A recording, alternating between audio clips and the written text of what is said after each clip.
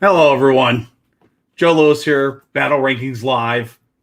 It's springtime for Hitler in Germany. What? I don't know. Well, it is. It's springtime. All right. It's the first show after spring. It's the first show to start of spring here in 2021. I am here joined with my lovely and talented producer. Say hi, Ann. Hi, Ann. Hi, Ann. Hi, Ann. And I think it's going to be one of those shows. We have a lot to unpack. And we have a lot to cover, especially now that the Bagration book is out. And I've been chomping at the bit to talk about this one. Because I'll tell you what, you know what we are? We are the last word on German Bagration. Yeah, everyone's going to give you fluff pieces about, no, this is great and that's great and everything else. No, we're going to give you straight up what to play, what's good, what's not good, what to avoid, what to go to. I'd say with that, I'm going to bring in my SME right away. Brian, how you doing? Oh, I'm doing pretty good. How about yourself? Not too bad. So we have a lot to unpack.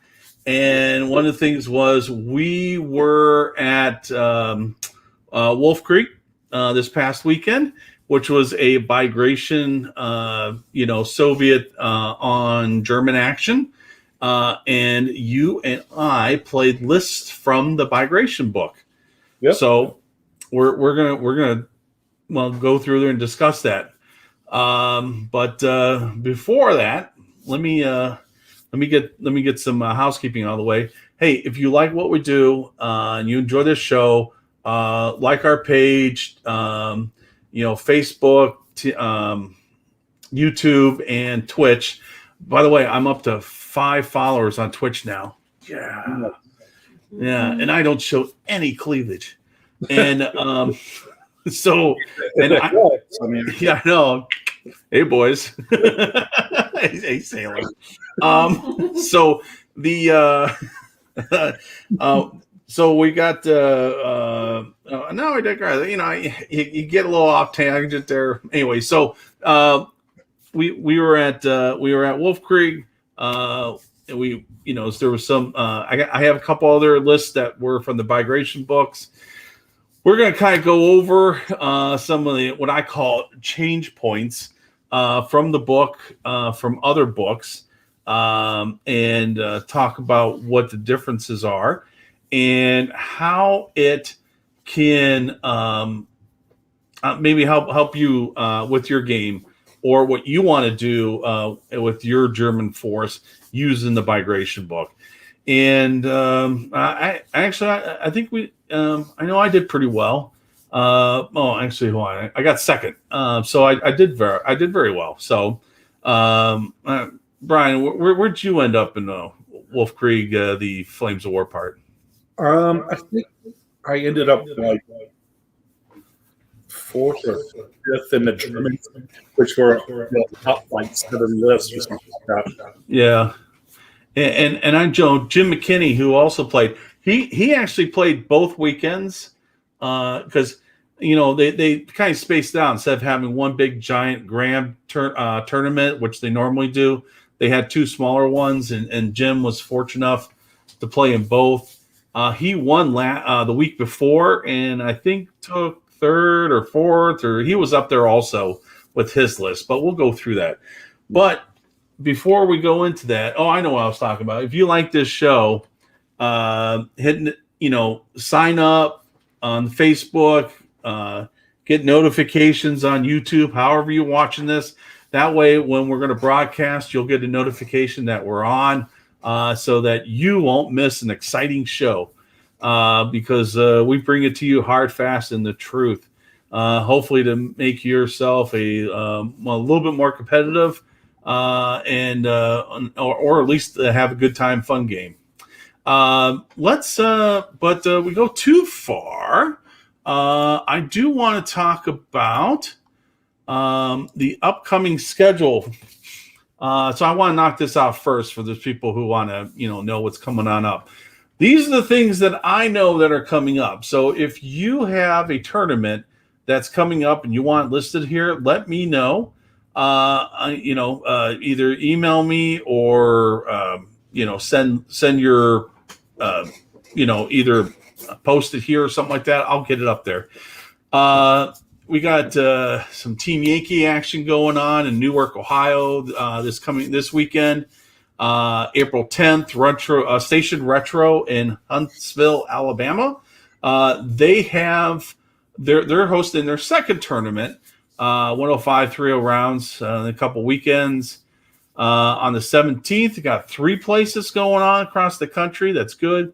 Pasadena, California, Rochester, Minnesota, and Family Time Games here. You got some Flames of War and Team Yankee. Just to note, the one in Rochester, they're calling it the Last Chance Team Yankee Tournament. And what that's referring to is that the close of the Team Yankee season is April 30th. I will have more on the standings on the first show in April about where everyone's at and how they're doing and how it's coming down to the wire to get on slip on into the Masters for Team Yankee. I know the COVID lockdown stuff has kind of tapped down some things, but you know what? We're going to soldier on because that's what we do here. The 24th, the Vault in Delaware. Okay. June 12th and the 13th, Dicon. So they're doing a Team Yankee one day, Flames Award the next. That's good. I've been out there. That's a good one. Okay. Now some change points. The interesting one. So Historicon is canceled. So it's not happening in July. And they sound like what they're doing is they're going to throw it to November 11th and kind of do a Historicon Fallen combo thing. Okay, I hope that goes off. NashCon's going on. Is that going to be a Historicon, or is that going to be a cut down? No, actually, they're planning. They want to do a 4-day. They want Fallen's usually 3-day, and Historicon's 4. They want to do that weekend as a 4-day weekend, a 4-day con. And historically, there's always been a 2-day tournament at Historicon. So the question is, will Battlefront run a 2-day nationals? So, anyway, that news just came out today or yesterday. So things are constantly developing. You know what? Stay tuned here to get all the latest news. Mm-hmm. And then Gen Con got moved to September. We still don't know how or what they're doing, but as soon as we do, you will know. And then Advance the Colors, which is a smaller con. It's a pretty good one in Springfield, Ohio. And CincyCon, which is also planning to do something. Some of the guys that run out of Newark tend to put something together for that, and that's always fun. It's always a little interesting con. Let's see here. I'll add this one to the list. April 10th. Fate of a Nation Nom tournament. We'll see how it works out. It looks like early Team Yankee, early war Team Yankee. I think that's what's going on. It's interesting to see that things are starting to bubble up now for cons, or tournaments. So what we're going to do is we'll just keep you posted here as the stuff comes on. Matter of fact, I even condensed the list so I can get more things on in anticipation. But I think with all that, I think what people really want, what they really, really want is the Bagration information. So what we're going to do is we're actually going to kind of go over what's in the book and talk about stuff, and then kind of go through you'll hear our mindset and what we did, and then we'll show you our lists. Oh, look at timing is everything. Okay, Kat. Yeah. All right. Gee whiz. Yeah. All right. The cat wants some love. All right. Okay. Yeah. So first thing about German Bagration is that you always take a look at the support formation, because that's just, well, I guess that's how I do it for Germans, is that I look to see what kind of support I want, because I could take any, because I could take any unit with it. It's the support that doesn't is fixed, and so I don't know. I've been blathering a lot. Brian, what do you? What's your take on the support formation? Say goodbye to back front and say hello to Martyr front. The Martyr front. Yeah. Okay. So Brian's kind of giving you a hint of his list to come. Yeah. Okay. So one of the things that happened in at Wolfkrieg for the second weekend is that a lot of Russians came thinking that they're going to see a lot of pack front, and they came armed for pack front. The Germans are they were rascally fellows, and only one person brought a pack front list. That was John Cederberg. He did win it, so. Oh no! Well, he didn't win it. He didn't win it. Andrew won it. Yeah.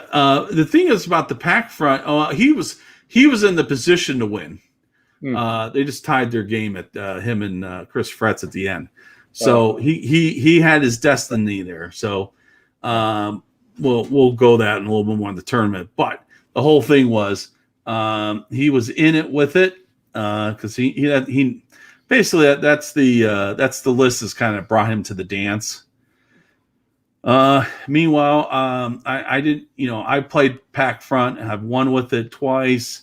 I've moved on. So in this list, in over here, you could take Martyrs, and down here, you could take another set of Martyrs. So it's kind of sneaky in that anti-tank. They put it at the bottom. I think I overlooked it at first, and then caught it a little bit later. I'm like, 8 Martyrs. I mean, who can say no to that? Well, you couldn't. That's for sure. But I wouldn't. You get all your scout options here. So you got Pumas. Oh, everything but except the Lukes or Luxers or whatever you want to call them. The souped up Panzer IIs. I want my Luke formation. What's that? I said I want my Luke's formation. They have all the half-track scout formation and Puma formations. I just want my cute little Luke's formation, and my life will be complete. I have enough. I did one of those in version 3. You have all your artillery options, and the new one is the Panzer Wolf for Panzer. Yep, Panzer 42s. Yeah, the 42s, which is the half tracks with the launchers. And you still have your 2 options for OPs. By the way, if you ever wonder why do they have a Panzer III and a Panzer 250 option for observers, it's because if you want to pick, if you're kind of one of those guys who puts a list together that says always defend, you would take the half track option.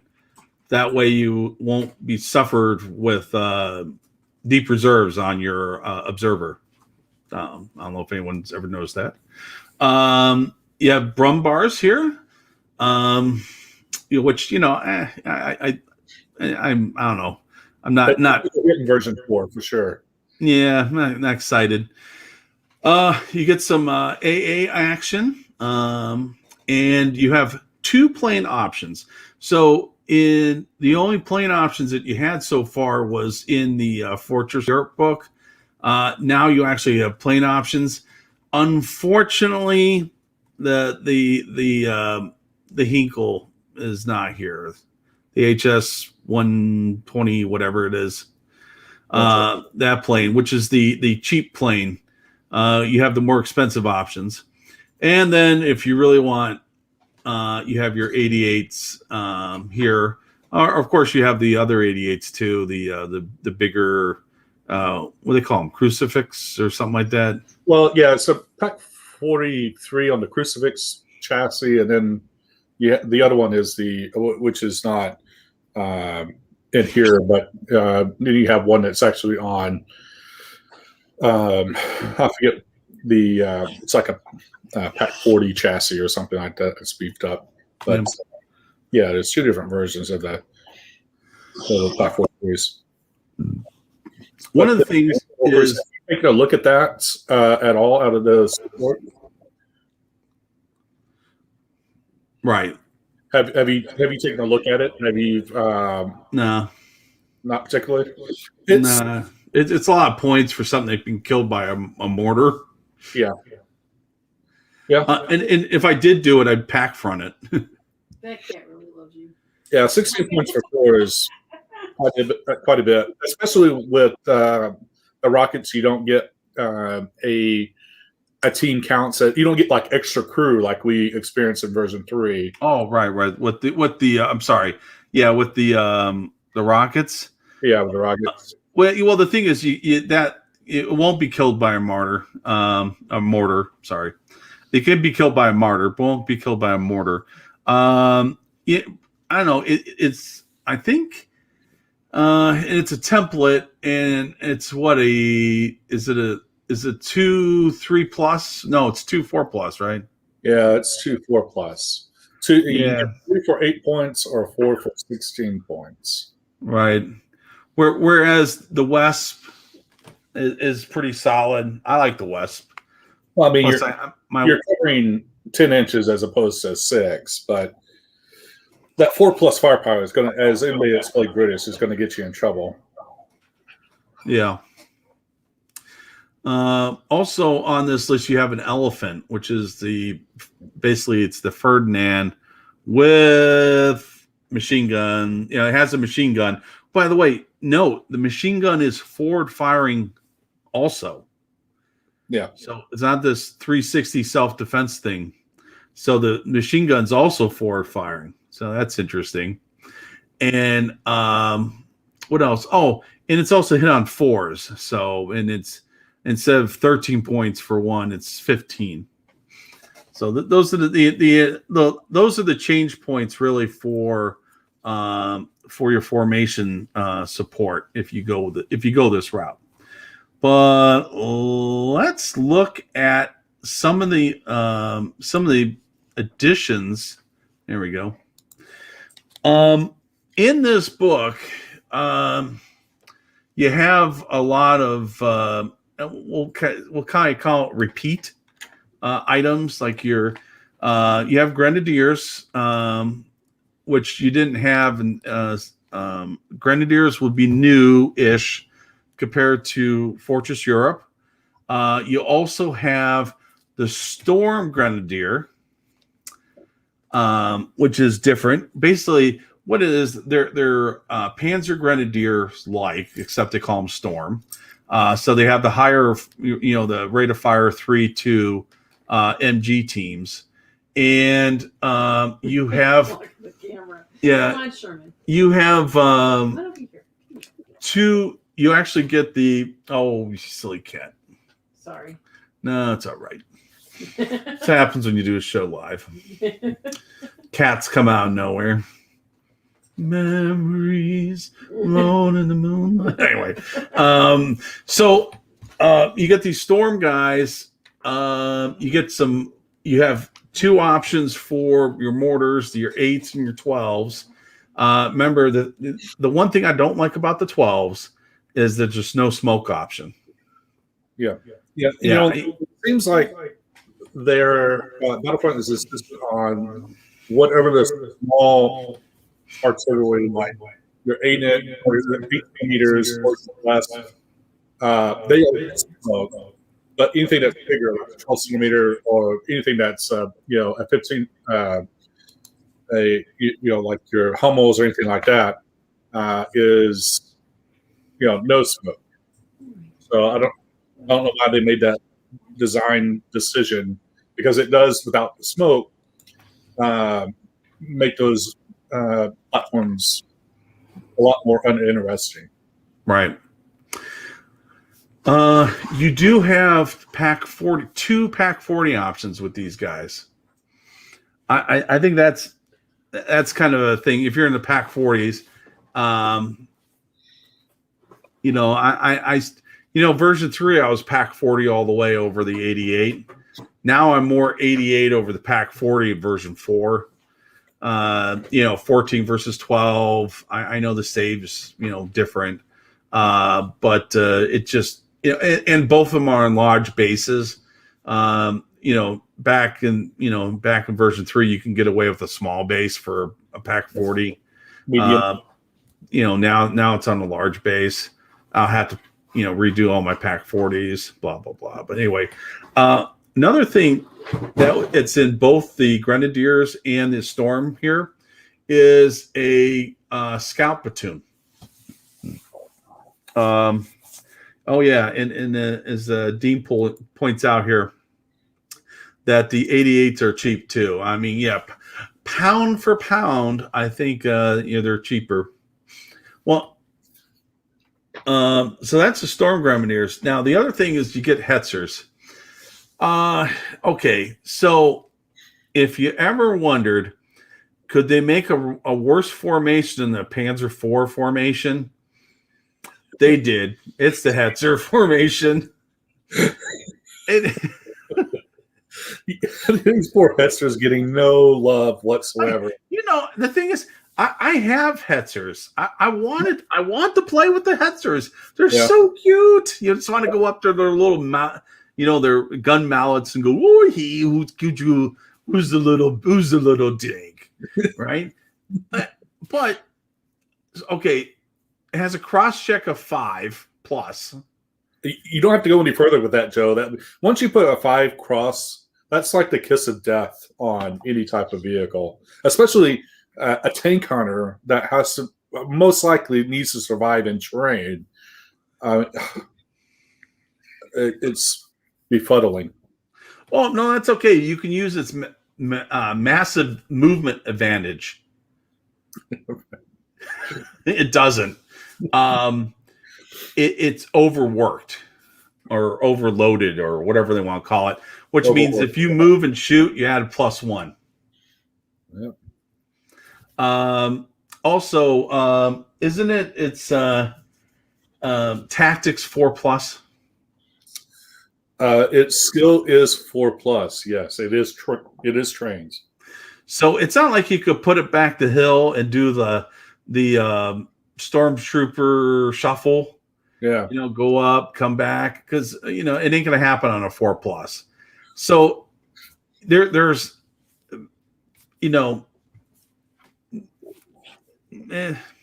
Let me ask you this, Joe. Would you rather have 4 Hetzers for 16 points or 4 Martyrs for 16 points? Ooh, let's see. Let's compare the two. 11s versus 12s. Mm-hmm. Skills of 3 versus the other 3. One, I think the Martyrs have a cross check of 4+, don't they? I think it might be better than that. No, it is 4+. Yes, It is 4+ versus 5. Mm-hmm. What's the Hetzer's counterattack? 5. It's one better than a Martyr. Which then I guess what is my role? Is my role to kill other tanks? Then I'm thinking it's the Martyr. But what sells it for me is the Martyr, or as compared to the Hetzer's machine gun is forward firing, and the Martyr is 360. So that's what really. I mean, it's just a no brainer just to take Martyrs. Yeah. I mean, Yeah, it's assault 5+, counterattack 5+. So it's basically, yeah, sure, it has a 7 front, but if you play your Martyr smart, if they can't shoot at you, then they can't blow you up. Yeah. So, and that overworked. I think I could handle if it didn't have any one of these. If the cross track is better, or if it was not overworked, I would prefer not overworked. And then I'd be like, oh, maybe I could actually play this. But yeah, unfortunately, it's just I would play it as a lark. I don't think I could play it in a tournament and have fun with it. I'd just be overly frustrated. Yeah. Especially in an open tournament, and all of a sudden there's Achilles out there just, laser beaming them. I'm like, oh, well, that was a romping good time. And when you think about 1811, there's really kind of a break point in late war. Once you get to 1812, it's just more effective against everything. Even at distance. Whereas 1811, you really kind of get into 50-50 saves, especially when you're talking about distance. I guess Bell is saved, in my opinion. The 1811 is just not good in late war. Well, then, so we're poo-pooing the Hester, unfortunately. And by the way, I really wanted to love it. Oh. I was thinking, give me the Hetzer. I'll Hetz all day. It's one of those things, it didn't choose me. The Hetzer life chose me. I didn't choose it. Yeah. But I think with that said, let's move on to the Panzer IV/70. Now, you had some of this in your list. I'll let you take the lead on this. Well, you can integrate some of these tanks in other formations now.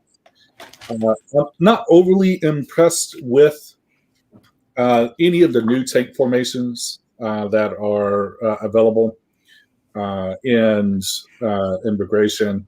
What?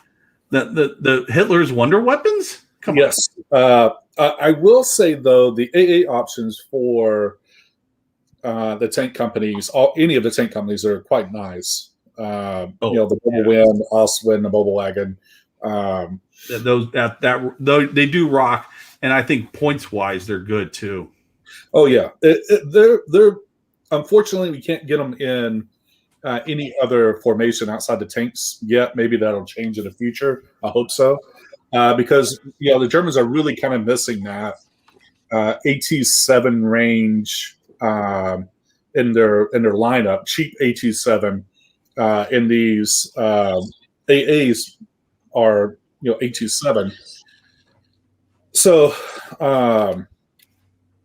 it'd be nice to be able to pull that in and balance out the Germans.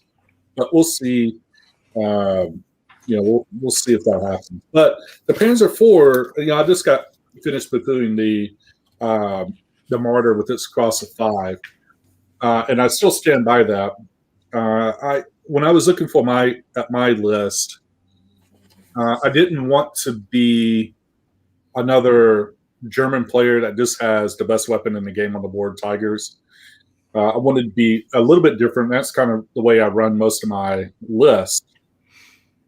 So I started taking a look at the Panzer IV 70s, the 1814, so pretty significant there. It can help me if somebody brought IS-2s, which nobody did really. I guess there was an ISU company, that I played with on played against on my third game. But Scott. yeah, Yeah, I and played him my second game. yeah. So the 14 can help with that a lot easier than Martyrs can. So I thought it was a pretty good tank for what I wanted to do. My only concern with it was what were the boards going to look like, and if it was going to be really terrain heavy, I was going to really kind of be screwed with up to that. Yeah, and I'll say I'm not ashamed to say that I had some forward scouting. Carl went to the which is one of the Houston players here. Went the first weekend. He was able to get in that, so he kind of gave me information on what the tables looked like. So I was a little bit more comfortable with bringing the 470s, and it turned out that I really didn't have any issues with terrain with them.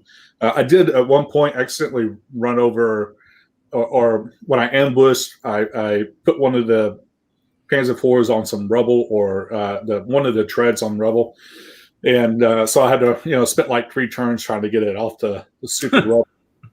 But that was kind of a bonehead mistake on my part. So the guys were out there kind of like throwing kitty litter underneath it. Hey, easy on it. Don't hit the gas. Easy. Yeah. No, easy. Yeah. It's oh wow. Where'd you? Okay. Sorry, that was an accident, but it turned out in a good place. I like a cheap, a cheaper version of AT-14 to get on the board.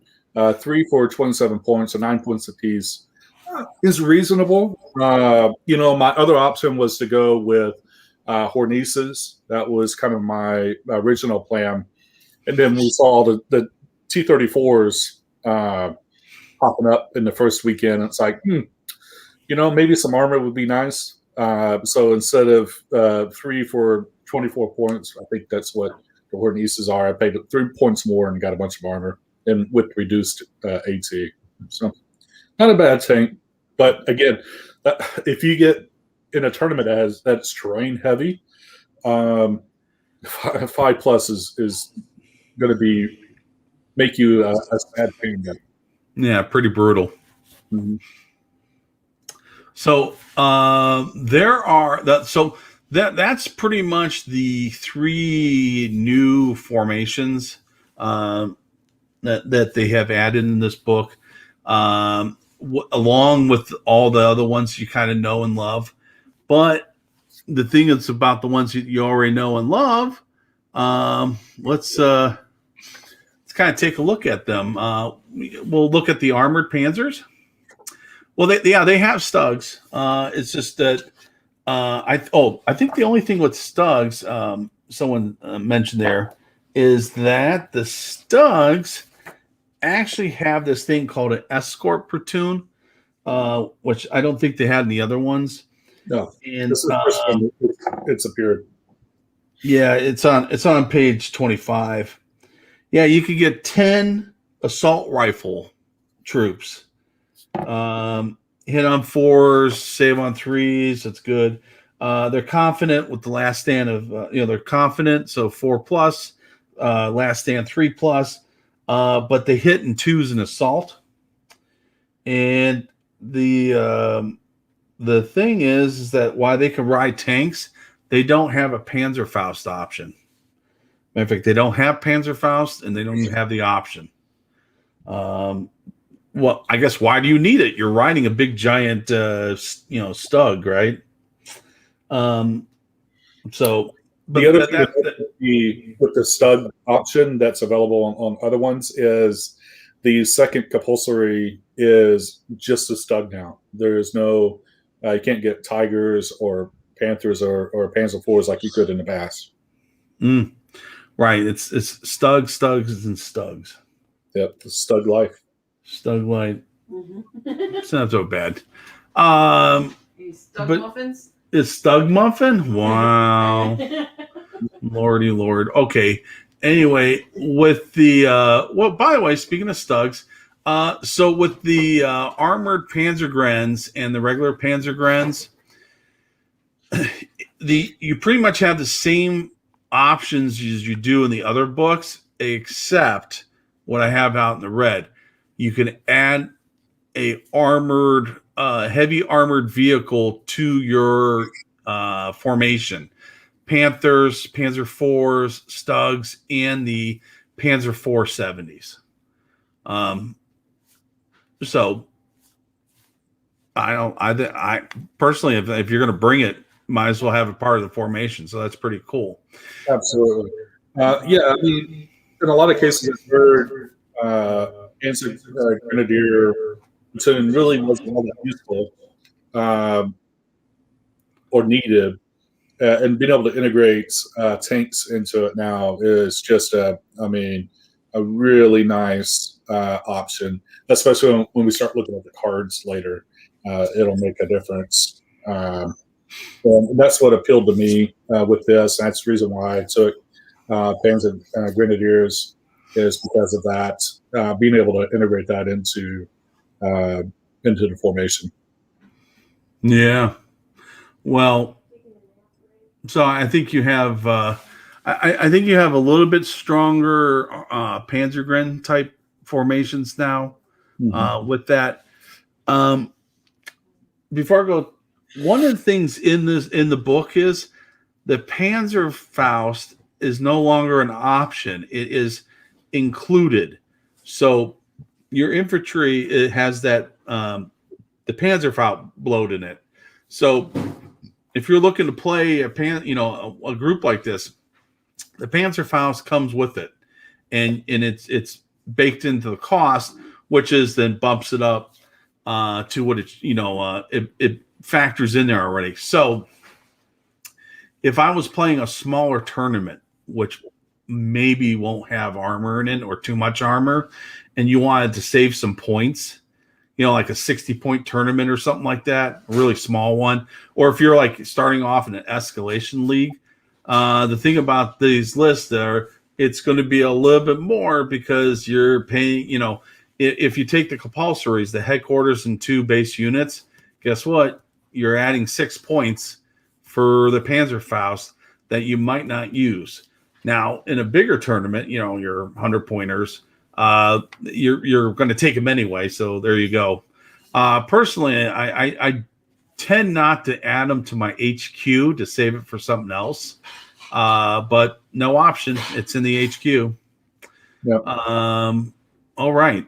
So that's the one thing about the infantry formations. They have the Panzer Faust are baked into the points. We'll limit 1. I had going with this formation. I had 2 of these formations. I had 6 Panzer Fausts. I don't think I fired 1 in anger the entire time. So kind of a waste here, but also I think it was a lot of it a deterrent. People didn't want to get too close. So, a Panzer Faust and someone who hits on like 3 pluses, or if you have the right ones, 2 pluses, like some Russians, man, it'll tear up a tank for platoon like lickety split. Mm-hmm. Okay, so that's kind of what's going on with the infantry. So your infantry is kind of the same in all the books. What's the little change point here is that you can add some heavier armor into your formation. All right, wunderbar, right? Well, let's take a look at what makes this book unique, and it's not the book, it's the cards. So I pulled out, there's a couple more out there. If you want to run an SS version, they're there. I didn't pull those out because all what you're doing is just taking what's there and making them fearless. But what I do have here is, the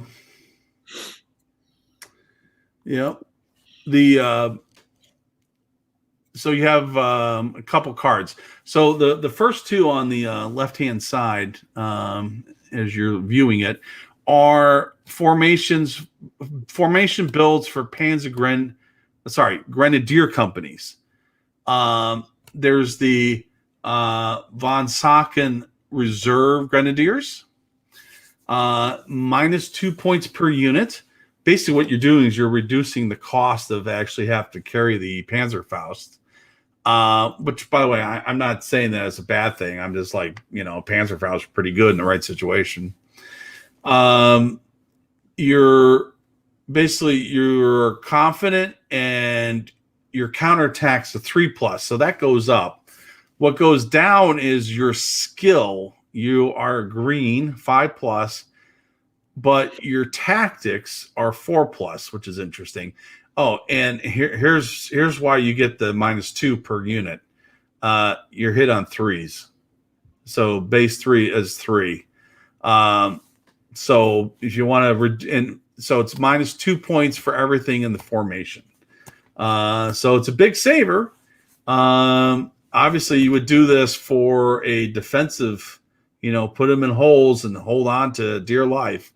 But that's what that's used for. The next Grenadier formation card. And Joe, just before we move on for that, the Grenadier Company remembers the rate of fire on the end. Yeah. So I think that loses a lot of its, even with the cheapness, it loses a lot of its appeal because of that rate of fire 1 pin. Oh yeah, yeah. The chance that a Soviet player getting in on you, even if you didn't lose anyone and you had 7 shots looking for 3s. If there's terrain looking for 4s, all of a sudden maybe they're engineers. They put down the smoke pots. Now you're looking for 5s. Yeah. 7 shots. Oh, and, by the way, yeah, when they come on in, they're hitting you on 2s or 3s. It's like as opposed to 5s in return here. Yeah. It basically, you just became a speed bump for the Soviet infantry. So yeah, that I think the only reason you would take this is that because you're going to take so many that you have a lot of speed bumps. My first game was against Soviets. I had the whole 2+ assault, and having the Panzer Grenadiers really saved my bacon because he basically had 2 small platoons on one side, and even though he was pinning them, every time he came in, he was just like running into a hell of bullets. I had no issues pushing them or repelling the assault and keep hold of that objective. Did you interlace your small platoons together? I had 4 small infantry platoons, had 2 formations, and in that particular case, yes, I would. I tend to do a soft weave, so the outsides are really kind of individual, and then the middles are both. And I generally have like an HQ right there in the middle somewhere to help with unpinning, but and in counterattacks. So yeah, that's my general setup. It gives you a lot wider footprint but allows you to support in case there was a turn that he wasn't able to pin one, but he pinned the other, and he came in, and of course I had rate of fire 3 coming from those guys that he didn't pin. It makes you a little bit more prone to get artillery, right in the middle, but you just kind of have to take your chances with that. I've gotten to the point where I don't even bother really moving from artillery. It's generally by the time they're getting re-rolls and setting it up and everything for the artillery, I've already got other support over there that's chipping away at their at whatever infantry they have there. So yeah, it's worked out well for me. Yeah, Dean, they were Panzer Grens, regular Panzer Grens. straight up Panzer Grens. And we'll talk about my list here in the next couple of slides or so. So the next card is a for the Grenadier is a 20th SS Volunteer. They volunteered for this Grenadier Division, first Estonian. So yeah, they signed. Hey, war sounds great. Sign me up. And so it's -1 point per. But the thing is, you lose the Third Reich, which is okay when Heroes seen the second, and Stormtroopering. Okay, Stormtroopering for infantry is like, okay. It's situational for infantry. They're fearless, yay. They're trained and their tactics are 4+, okay, but they're hit on 3s. So basically what you got is they're fearless and they're hit on 3s, but they're still the 2-1 pinned firing. So anyway, that's what it is. All right. You want to take the next one, which is the 20th? Yeah, the 20th is what I took with my list, and I went back and forth between the 116th and the 20th, trying to decide which one I wanted to take. And of course, the 116th, you have the last stand at 5 amongst all the other reductions. The 20th is the same -2 points per unit.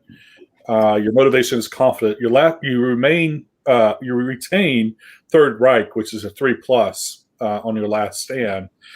You're a 5+ on counterattack, though, and then your tactics go to a 4+, kind of like what it is for the 116. You're still hit on 3s, still hit on 4s, right? And you retain a skill of 3, so your assault is a 3. Yep. So the last stand, it was really kind of the big determining factor for me, being that it's the same point reduction. Being able to hang around on 3s is pretty significant. In fact, in my last game against the ISU company, Scott was he was setting up his assault to come in. So I was like, well, before he could do that, because he had flamethrowers and the Soviets, I'm like, you know what? I'm going to go hit him first. He had his flamethrower on the front line. I was hoping I could get past that and really kind of get in and wipe that out and slow down his assault. So that's what I did. I leaped out. I had got through defensive fire, got through the flamethrower defensive fire, and was able to wipe out 3 of his infantry, including the flamethrower, and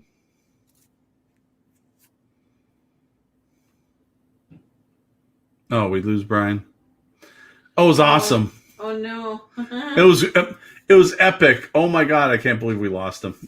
He'll be back in a second, I'm sure. There you go. Yeah, here I am. All right. So he got me down to just my commander. This is in turn 1, maybe. I think it was either 1 or 2, and so I failed my counterattack because it's a 5. And fell back into a building. And pretty much for the rest of the game, he hugged a HQ command, and they went running off down the board with artillery bombardments following them, trying to get rid of this one stand. And I'm like jumping from building to building with him, and he never did kill him. He hung around. So having that last stand of 3 really helps with not giving up a point. In the game. So, and that's what appealed to me on this. And there's other things in the cards that will help with this 4+ tactics that we'll go over here in a little bit. So it kind of makes it eases the pain of having a reduction. Right. Then there's the 16th Panzer Division rebuilt. What that is that you're basically for 1 point, you get a -1 point per unit in the formation, and your tactic goes to 4+. So it's not so bad. It's any tank or Panzergren company. I think for a tank company, it's deadly because those guys live and die by stormtroopering and blitzing and whatnot. Then I do have to me, it's not that big of a deal because we have ways around that that we'll talk about here in a little bit. In fact, I looked really hard at the 16th before deciding on the 20th. And the fact that you can do any tank or Panzer Grenadier Company is really kind of sexy with this card. I've been able to take 1 point off the tank, but then it was kind of counterbalanced by, well, we can take tanks within the Panzer Grenadier Company now. So that's the reason why I lean towards the 20th instead of the 16th. I really like this card. The 4+ tactics really not overly significant to me because of something we'll talk about here in a little bit. Okay. 19th Panzer Division. No respite. Okay. This one has the last stand. It turns to a 5+ for -1 point. So if it's like people from the 116th kind of transferred to this one for some reason. So the last stand's turned to 5+ for 1 point, reduction. It's there, if you want to do it. I guess there's the rule of thumb is, well, just don't get yourself into a last stand situation and it won't matter. That is true.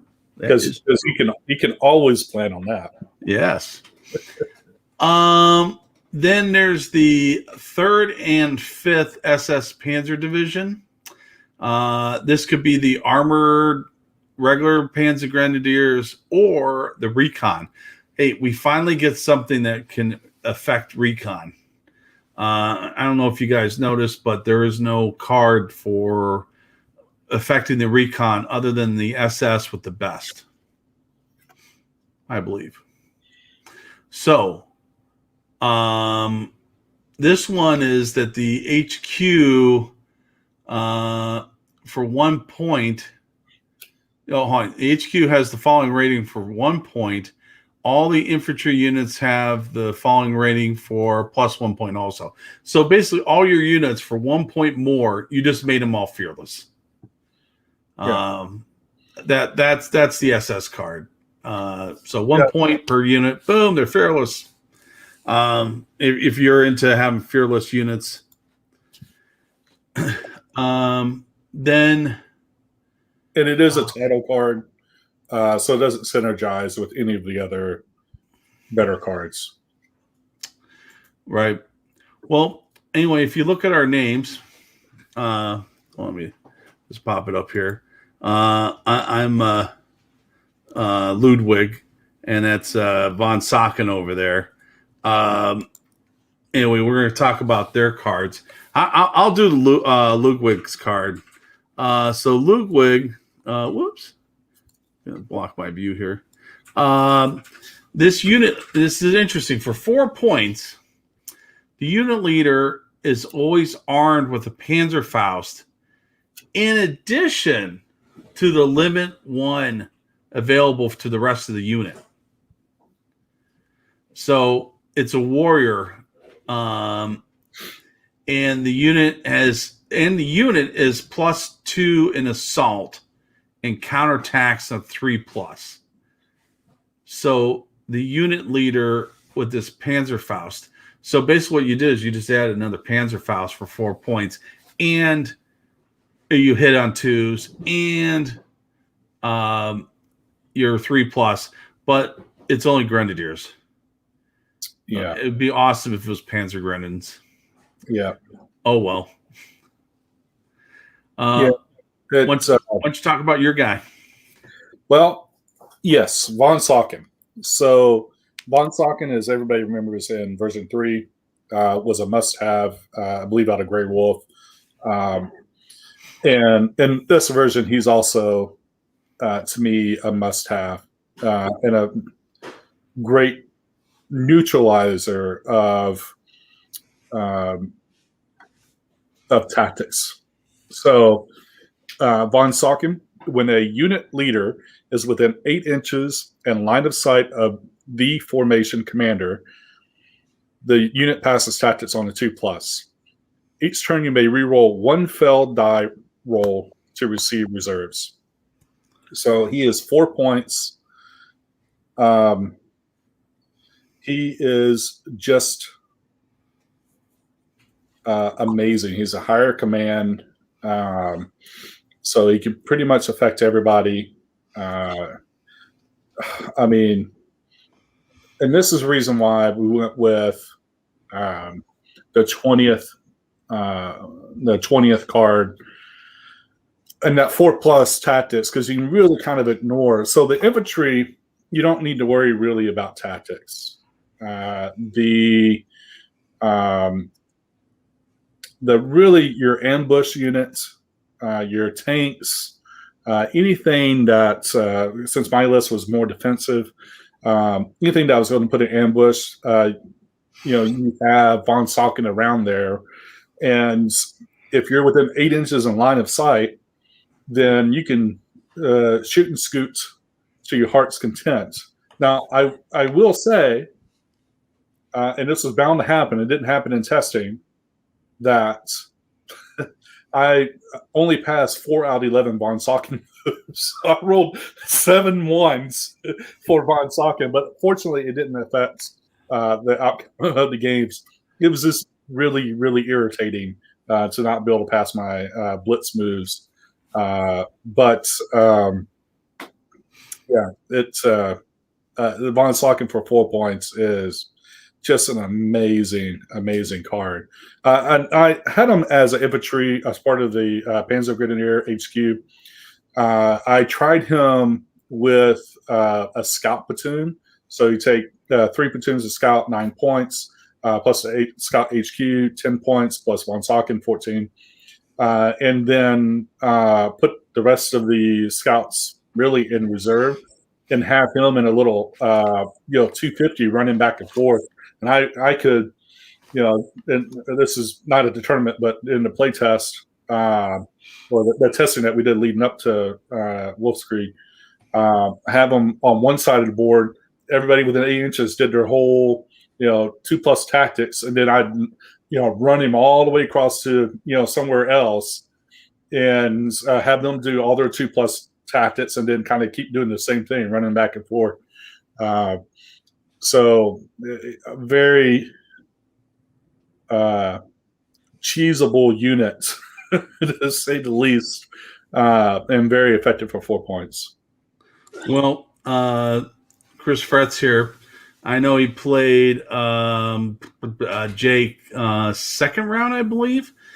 Jake was very sad when I killed von Socken and his 2IC, and they didn't jump to another team with his turn 1 recon by combat repeat bombardment last weekend.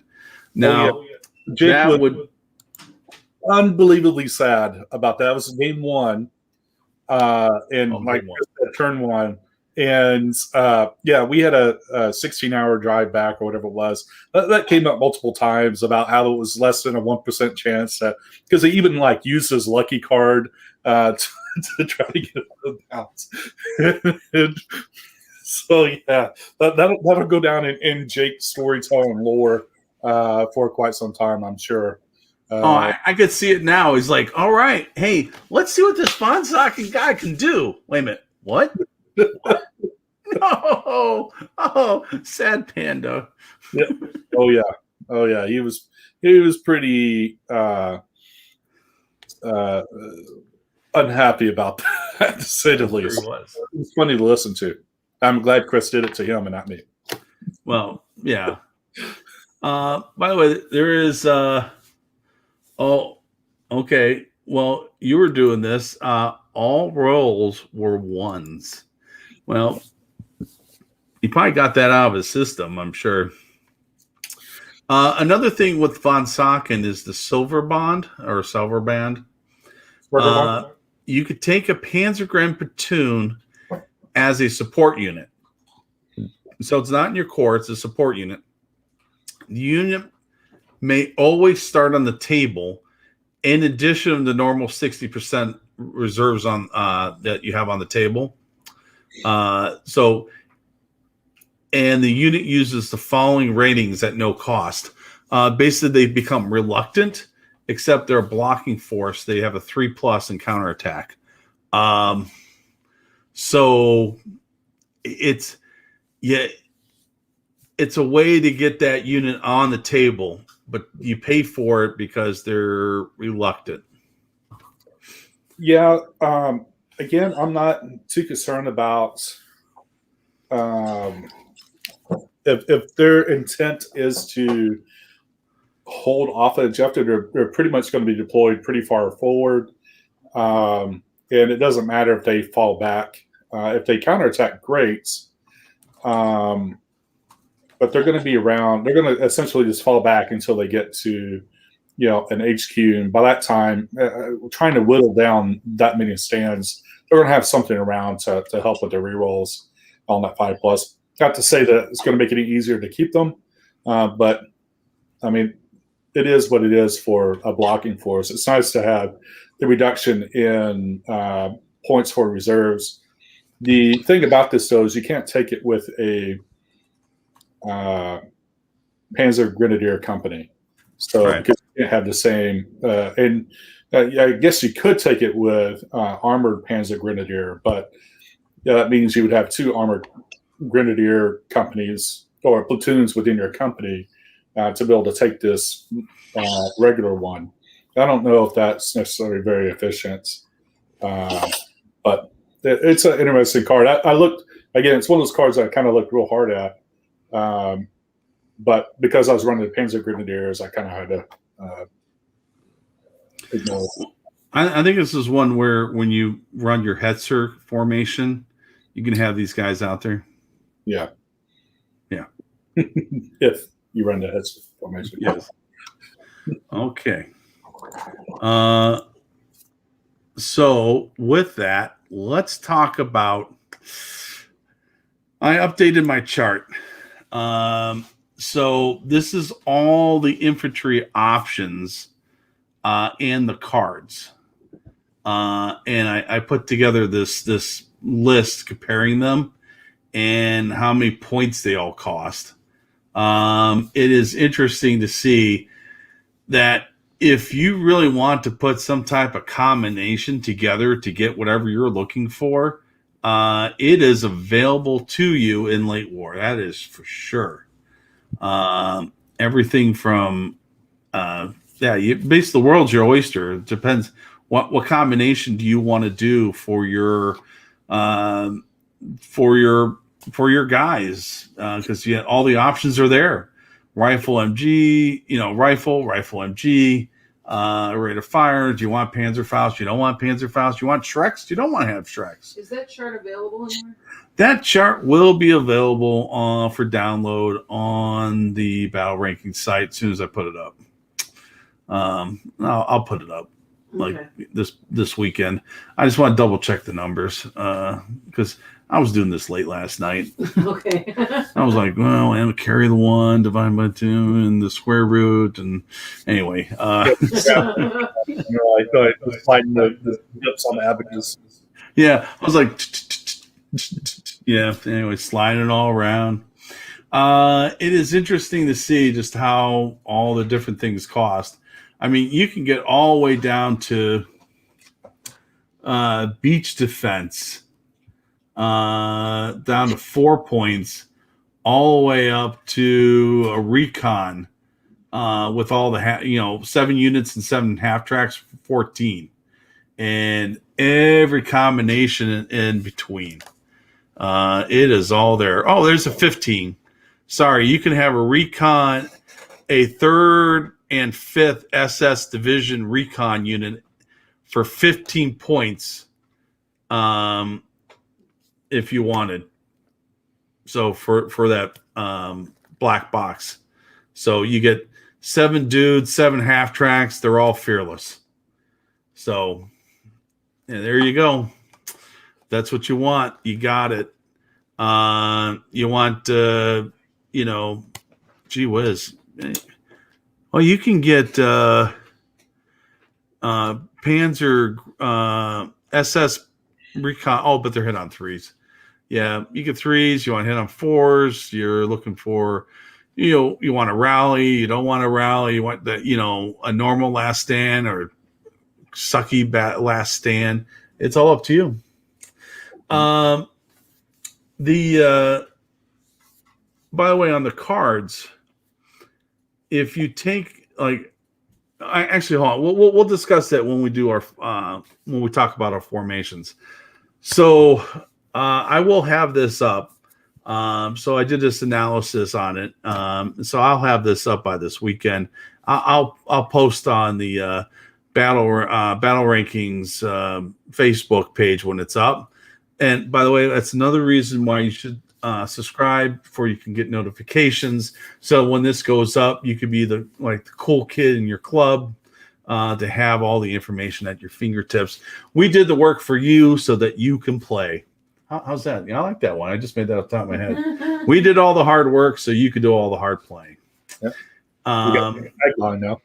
What's that? So we have a new tagline now. Yeah. Basically, you know what? We're just throw all the stuff at the wall and see what sticks. Let's take a look at Wolfkrieg, some of the formations. Now, this is Jim McKinney's list. Now, he had a variation of this list. It was just a tad different. I don't think he had the elephant. I think he had another tiger in there. And he won 2 weeks, the first round, the first Wolfkrieg. And I think he got third, fourth, or fifth. He was somewhere in there towards the top on the second weekend. And he did it with this list. So you got your HQ, one tiger, three tigers, two tigers, the mobile wagons with the 7 AT gun, an elephant, and some recon, Wesps, and the Observer. 105 points. Yeah. Who said that you can't do it with tiger companies? Yep. I think he had a good case of ESP going in this tournament, knowing that it wasn't going to see a lot of big Soviet equipment. In fact, that he didn't have to play against Germans. I'm sure he just. I would love to have been there to watch some of his games. Just watch them massacre all these whole formations of T-34s. As they're trying to run into him, ram them. Yeah. What's he gonna do? I mean, at that point, it's. Well, he did fine. Matter of fact, by the way, it was a very well painted army too. So, so good for Jim. It's not something I would take, but there it is. Now let's talk about who the heck ran this list. Oh, it was you, Brian. Yeah. Take it away. My Martyr front. So as I mentioned before, von Sauken was determined to build a list around him somehow, some way, and it just I like the Panzer Grenadiers. I like defending or counterattacking, basically. So. And I needed when I'm making up a list, I try to say, okay, I need some high AT, some medium AT, and some low AT. And that 14. My initial thing was to go to Hornices, but when we saw all the T-34s that were preparing for pack fronts, I was like, well, I need some armor. So naturally, I was talking with Jake. And we both thought that the P470s were a pretty interesting option. So it's just a matter of working that in there, and then the fact that you can integrate that in your formation really kind of sealed the deal. So again, I wasn't worried about wanted the reduction in points. So the 20th was a natural -2. something I naturally gravitated towards, and the fact that you get a 3+ last stand is I've run the 1/16 quite a bit before, and that 5 last stand is really kind of it sucks when you get to that point because pretty much you're not going to keep that unit around. Whereas with the 3+ last stand, like I was talking about in Scott's game, I had the one stand, and he was basically kind of hugging commands. He ran across the board running from artillery, but he lasted 4 or 5 turns, and didn't get killed. So I didn't give up a point. He was still combat effective. I was trying to actually get him over to the point where I could, use his Panzer Faust against some of the ISUs that were, coming up the side. But the game ended before it got to that point. But yeah, I mean, a lot of small platoons. So I had 2 formations. All my infantry is small. I took the mortars. The mortars are a must. It's the best 1 point in the game that you can have with the 8-inch smoke. And then I had 1 platoon of flamethrowers that were just 2 of them. And then Stumels had 2. And then the other formation had the P470s as well as the 2 platoon of Stumels. I had 4 flamethrowers, but only because I had extra points of sped. And then I had the Martyr front, 8 Martyrs, a little Recon, and the Lucky card, and Von Socken, obviously. And it worked really, really well. I kind of we played Contact the first round. Oh. And that mission is pretty terrible. I think if I had a little bit more time, a turn or 2, I was contesting his objective when time ran out. But were you attacking?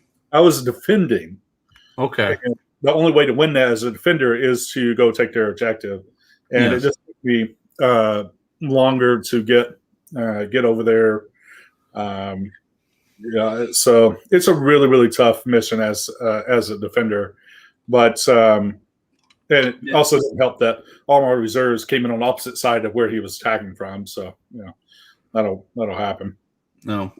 But the one thing about Contact is that by the time you beat back the aggression, there's really no time to go actually take the objective. That's absolutely true. That's exactly what I experienced. That's really what I experience every time I play Contact. That mission really kind of needs to be taken out of the matrix or modified. I hope that TOs will. There's a couple of simple modifications that you could do to it, like not scattered reserves, or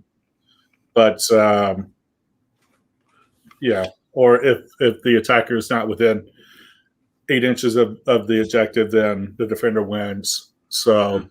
Something along those lines. It really needs to be modified. But anyway, in my other games, these guys performed. I played Ed Hall 2nd round, and I mean it just worked flawlessly. 3rd round, played Scott. I forget Scott's last name. He had an ISU company, and it worked just to perfection there too. So. I was really happy with the way this list played. It is tough. It is a very significant option or a additional option to the 1/16 pack front. So let's see here. I'm actually looking to see if I can find. I should have copied how people finished. So I'm kind of blowing through here the list here, looking. Because Hard Knocks Games was who hosted the event was kind enough to keep everything. Oh, you know what? Silly me. He sent me if only there was a place that the battle rankings can, like battle rankings, you can look this stuff up. Yeah. I mean, I do have this one saved. Oh, you know what? I haven't posted yet. He did send it. Where are you? Hard Knocks games. That's Flames of War. I've got it right here, Joe. There we go. Andrew. Oh, Jim McKinney was third, by the way. So it went Hobson, me, Kenny, John Cedarberg, and then your top Russian was Chris, and then there's Jake, and then yourself. Yeah. So yeah, German. Anyway, where are we at? Okay. What was I looking? Oh, I was going. Oh, I wanted to see who played who. That's right.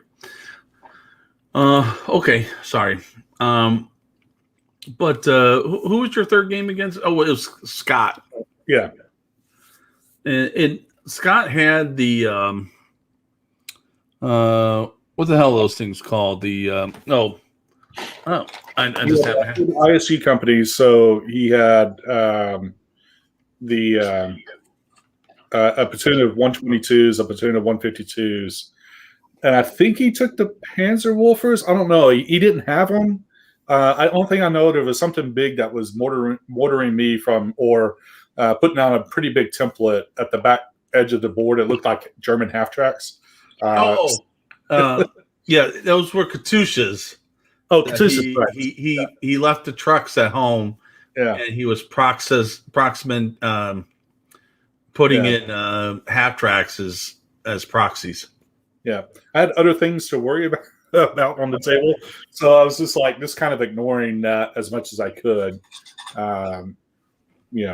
So, but yeah, like I said, I 2-3 my first game because Alex would not fail a last stand, like legitimately had a ton of his platoons at last stand rolls, and of course Soviets never go away. When they're playing against me. So, and then 8-1 against Ed, and then I think 6-3 against, or maybe a 7-2 against Scott. Okay. So overall, how do you think your list performed? I think it performed great. I didn't have any issues. People will point out like, oh, you have a bunch of small platoons in there. The little 2 half track, platoons and 2 flamethrowers, and never had an issue with losing them. Other than some weird, like Alex was able to get one in our first game. I thought I deployed them far enough back, and he just like marched up his. He had 76 artillery. And he moved them up just within range of the German half tracks, and was able to get like 3 shots off and killed both my half tracks. So that was a oops on my part. And I don't know if I lost them for the rest of the. I think I lost the other one in the same game with Alex, but that was after like 4 rounds of defending off. Assaults from his infantry. Finally lost them, but other than that, I don't think I lost them or any of them. I know Ed gave it his best, trying to kill my little 2 half-type platoon of flamethrowers. But needing 7s from his T-34s really wasn't helping him much. So. So yeah, it performed great. I really the only drawback I have on that, and it's what I'm working to fix now, is I do have a lot that goes into reserves. I think it's like 5 or 6 platoons, and I need to get that down to make it a little bit more so that effective stuff can get onto the board as opposed to sitting back in reserves. But yeah, no, I really liked it. I think I'll play this list again. Okay. Well. Let's look at And then there was Jake's list, which is kind of a variation in your list. He did go with the Tigers. He had only one Martyr set of 4, one group of Martyrs, and then he went with the Tigers.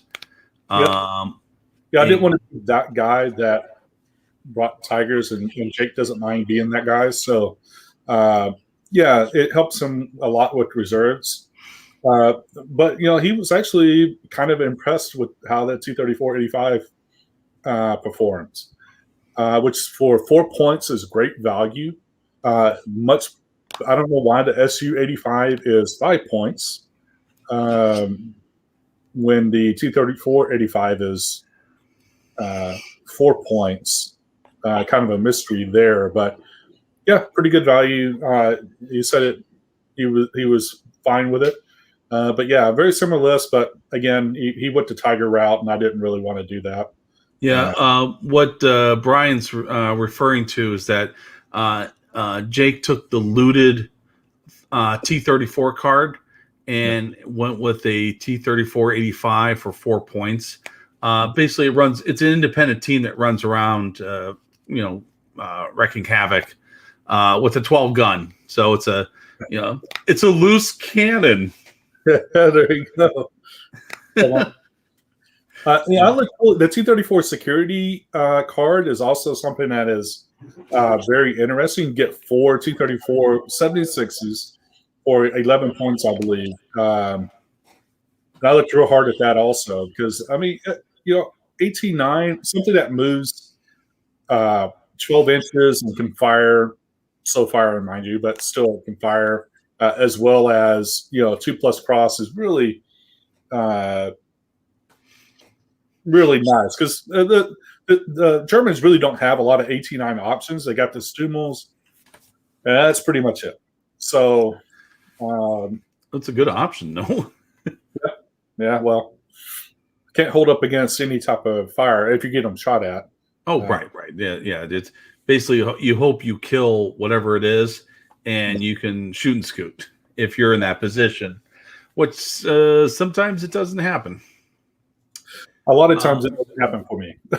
Yeah. I remember at Masters a couple of years ago, I was playing somebody that had like M10s, and he had 4 M10s. We were literally like 6 inches apart. He had 4 M10s, and I had 4 Stummels, and we were shooting back and forth at each other for like 3 rounds, and nobody could kill a damn thing. He couldn't make a firepower, and he couldn't fell a save either, a front armor save. So, 9 can be pretty rough. So you had those flamethrower half tracks. How did they perform for you? They were in the first game. I had the 4 off in reserve, and they ended up on the other side of the board and really not in play when they came on. The 2 actually worked out pretty well. I killed his 76 artillery platoon with it. On my way past his SU-100s, they spent a turn flaming them, but no result there. And then at the end of the game, they were contesting the objective and flaming his 122 millimeter artillery. So the second game against Ed, they performed great. He couldn't get his infantry in on my infantry because I had him hanging out in the middle of the board.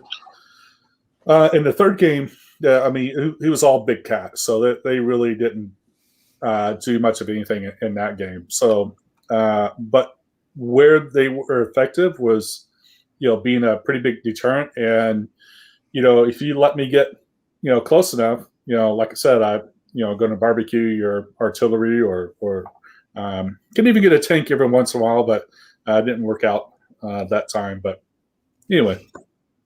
Yeah. I was really hoping to get his SU-100s on my way by. So his SU-100s were shooting my Panzer IV unsuccessfully. I didn't have anything else to do, so I'm just like, you know what? I'm going to flame some tanks to see if maybe I can get a couple bells, maybe a double bell, and then see if the SU-100s will, take off. But didn't quite happen that way.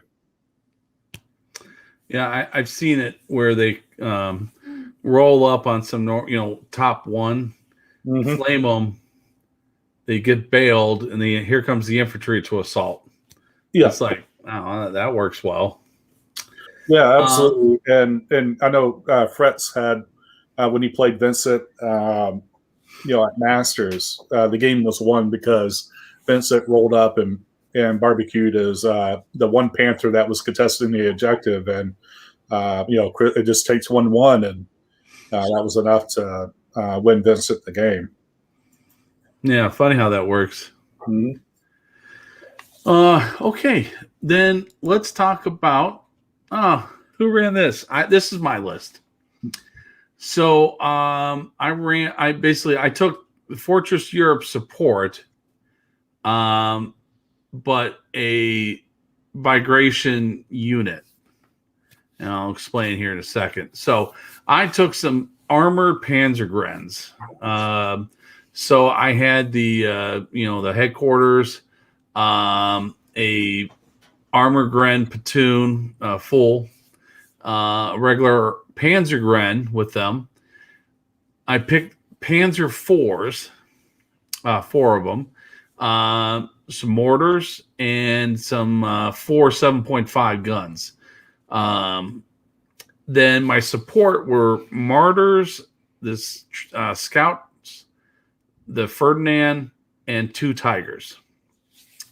I also took the 20th Panzer Division NCO shortage card, which I think is going to be it. You know what? 116 was so last year.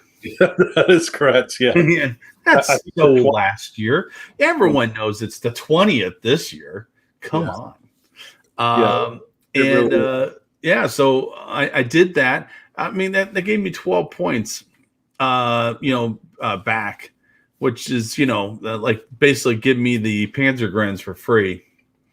So yeah, I went with this. And the reason I didn't go with the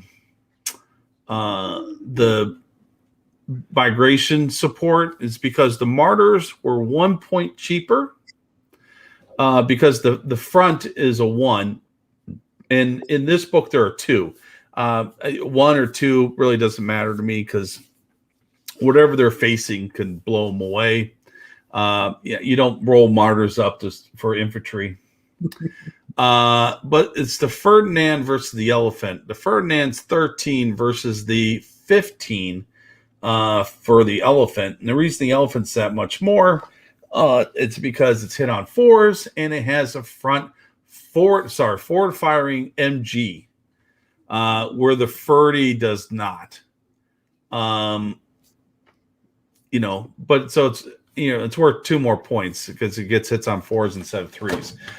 So if you did the math, you -1 on the Martyr and add 2 on the Ferdy, that would take me to 106.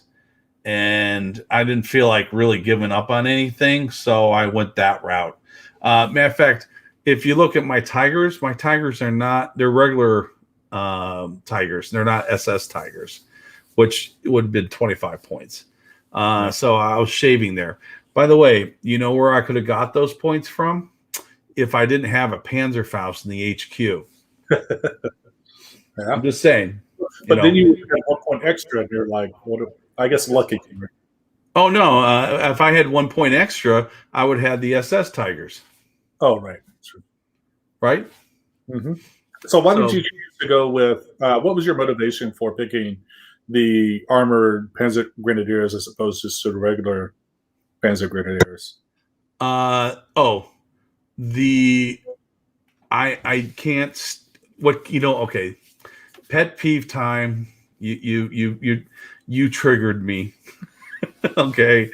I can't stand the fact that the regular Panzergrens, their 8 centimeter mortar option only has 2 guns. That's the best thing, though. It's 1 point, and you get 8 inches. You got to think of it this way: it is a 1.8-inch smoke marker. That's all it is. Anything extra you get out of it is like bonus time. But But yeah, you kind of have to have a different frame of mind when you take those Well, between the two. I want a somewhat reliable artillery template. Are you defending with this list? I'm attacking. Okay, that makes a difference. So the defensive list, I found having artillery is not that big of a deal. Right. Very rarely in any game that I'm defending in, I think that, I need artillery to do whatever. As long as I have the smoke there to cordon off shots and the potential of, hitting something on, re-rolling threes, then that's fine with me. But attacking, I can see why you would want something more reliable. Yeah. Like when I played Scott, he had those Katyushas. I was able to put a template on 3 of them. Got second attempt hit, and I hit 3 of them. Otherwise, I would be lucky to hit 1, right? Yeah. And hit 3. He needs a 5-up save. Boom, no more Katyushas. Yeah. It's things like that, but that was kind of a defensive position. But anyway, I digress. Because Scott's and I played second round, and so Scott's the one with the what are these things again? The ISUs. ISUs, yeah, he had the ISUs. Yeah. So hold on, I'll start over again. So I'm kind of jumping ahead. My first game was against I think it was George. It was Gordon. Sorry, Gordon. It was against Gordon. Gordon had he had a, what the heck was he running? I mean, other than Soviets, T-34s. Yeah, he was running T-34s, and so we both picked attack. We got dust up, and a lot of his T-34s were starting off the table. In my list, I have these Panzer IVs and the Tigers. So if you minus 2 points off the because of the card, that's 20, plus the Tiger is 24. So that's 44 points between those two. That's my reserves. Everything else is starting on the table.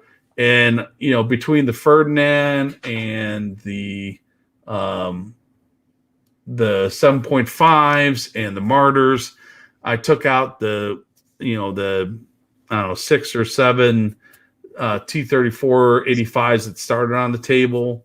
We had a little gunning battle going back and forth. By the way, he did miss a lot of cross checks. He rolled a lot of 1s. Oh, wow.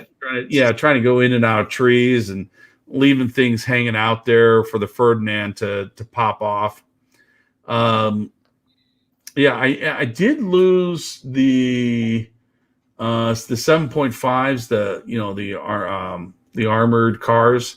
I put him out there to actually finish off that platoon, and he rolled on. His reserves came on and long range, hit them in cover. I'm like, he rolled 6 dice looking for 6s, and boom, he hit 2. Anyway, that was the end of that. But that was the only loss I had. I was able to get in. My 250 scouts, I think I lost them in every game. Well, it was actually my 221 and 222s actually captured the objective.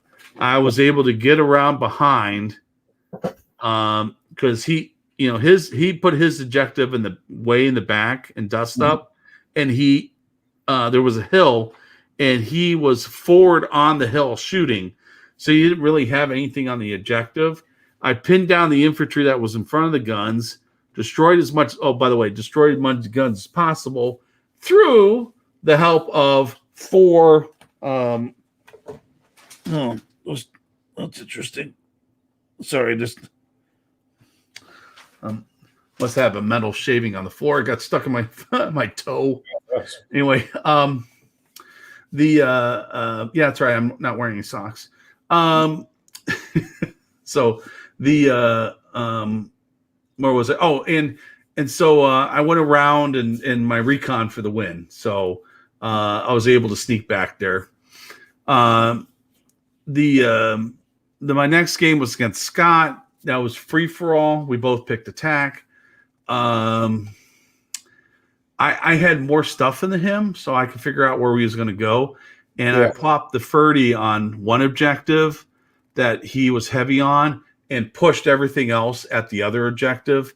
The Tigers, the Stummels, and the Panzer IVs. The Martyrs were holding the center of the table. He got turn. Basically, I went first. His turn one, he landed a bombardment on my Martyrs. First attempt, looking for that 5. Of course, I can't roll higher than a 3, and all the Martyrs are gone. Yeah. I'm like, well, that stink. Well, anyway. Well, the one thing the Martyrs did do is I did kind of put him out there, and I took out his observer because his Katyushas were hiding in a place where they couldn't observe, nor was his 1IC, because the 1IC was afraid of the Ferdinand. I don't blame him. And so I popped the observer and stopped any bombardments on my infantry. Then went in. Actually, then on the way in, my Panzer IV got capped. So so the first game's 8, the second now 7. So the unfortunate loss of the Martyrs, because I was willing to take a loss of something going in, but I wasn't expecting the Martyrs to go. So there you go, 7-2. Then my last game, we both. I noticed he picked defend twice. Took a look at the card. So I kind of meta a little. And instead of picking attack, I picked maneuver. He picked maneuver. By the way, this is the first guy you played, that Alex fellow. Oh, right. Yes. And he ended up attacking me in counterattack. So he had 3 things of infantry trying to pop out and take the objective. By the way, there was something interesting with that board. The way the road where he put the objective down, and there was a road that started in my deployment area, and it curved around on the board. It curved on the board, and it was exactly 17 inches away from the objective. So I put my my recon down and actually did a 40-inch move. 40-inch spearhead.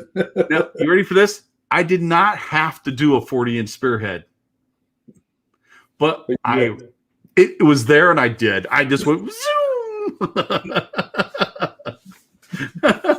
Small victories, It was. I mean, how often do you get to do a 40-inch spearhead? No, it does. So I took advantage of it, and I'm like, whoopee! So I moved around there and took one of the Panzergrens with the armored Panzergrens, put them up there, say, okay, you hold that hill, and he Alex was pushing for the objective in my territory instead of going after the one that probably should have. But the thing was, the place I picked, if he went to go for that objective, it was wide open. And so I could just roll out there and machine gun the infantry.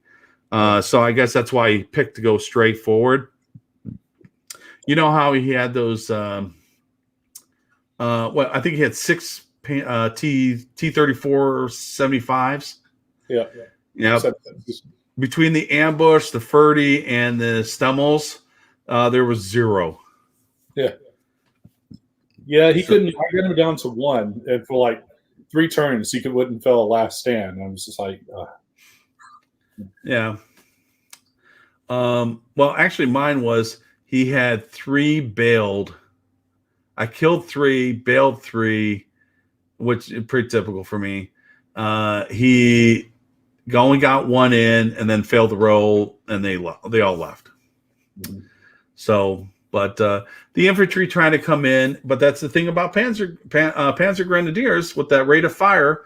I just chewed them up, and the mortar came down, chewed up other things too. I was just got him into a fire thing, and unfortunately, I think he had the Soviets with the SMGs, and there was a group of buildings, and he was hopping from building to building. When he got close enough to me, I assaulted the guys that were in the building in front of me, which was 3 units, pinned down 3 units, range of 4. He only got 3 shots. So I sent 3 guys in. He hit all 3. I lose 2. My guy goes in, kills 1, and then he retreats. So that's pretty typical for me for an assault. I'm like, yes, victory. I only lost 2 guys. You guys in defensive fire, not even an insult. Yeah, in the because it's every time. Oh, hey, 2 stands. Okay, 2 hits. I'm like, oh God, here they go. I'm already writing the letters home. Your son died brave. He was called to duty and he knew what he had to do. And yeah, I'm like, a 1 and a 2. All right, Yeah, anyway. But yeah, I managed to get him in there. But it was the things the MG teams did it. The half track support was tremendous. It was bigger than I thought it would be. Matter of fact, I think in the game I only lost 4 half tracks in all 3 games or something like that. I guess other things were priorities. Yeah. But yeah, and the Panzer IVs out there, they always were in reserve. I think other than when they came out for the free for all, because they didn't hit the table the first game, and they didn't hit the table this 3rd game. And when they were on the table, they died. So there you go. Life of a Panzer IV. But yeah, that was my thing. So and of course that's the Flames of War. The second day, Sunday, was Team Yankee. I didn't print out a Team Yankee list. You want to tell them what you ran? I ran Israelis with West German Leo 1 company so I had my concern was because we're playing just Soviets every game that there would be a bunch of TOS.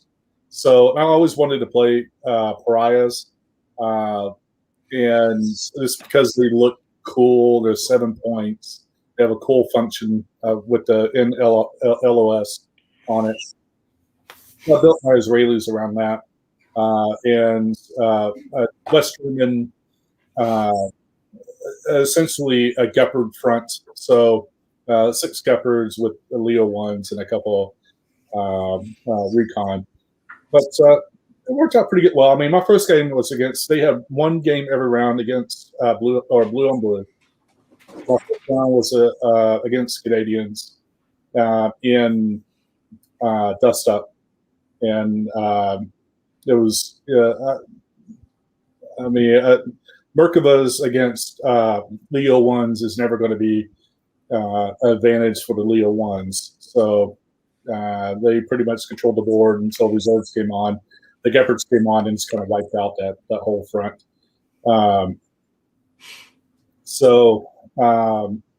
then second game I played Jake. We 3-3, Ty must have killed 70 infantry, but he still had more stuff coming.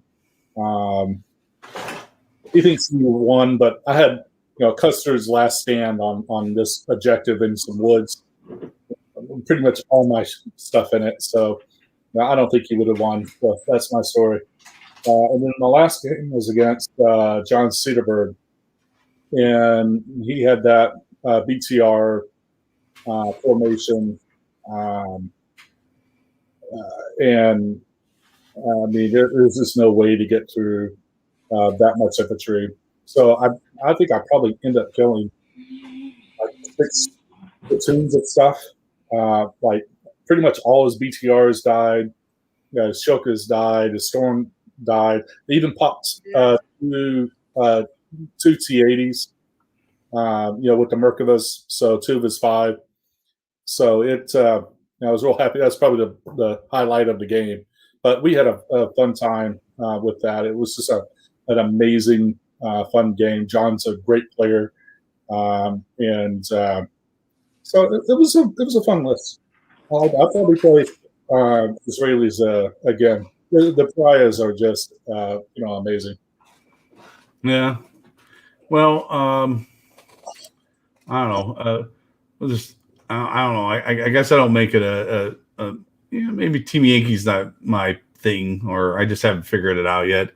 My first so I was playing Russians, and last time I played, I tried the all artillery Soviets, which, by the way, don't do it. You know what? It's interesting is the Soviets are known for their artillery, and in this game they just suck. When you need 6s to range in, now everyone's like, well, use the observer. Yeah, he's the first one to die. Yeah.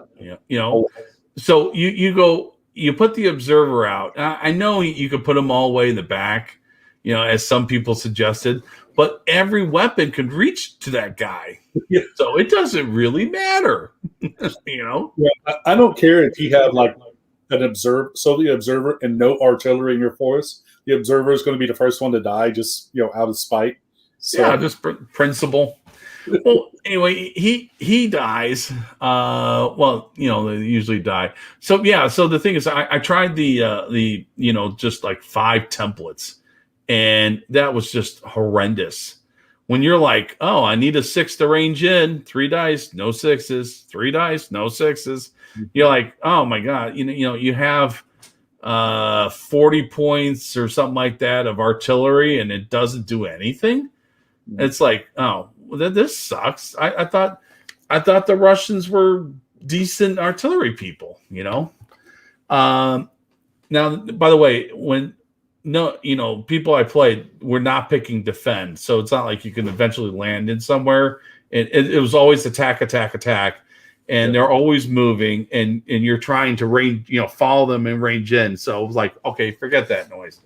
Yeah. So this time, I traded all that in and took so I had a 4 T-80s, a whole bunch of VMP3s, some infantry. It was on the lighter side. And 10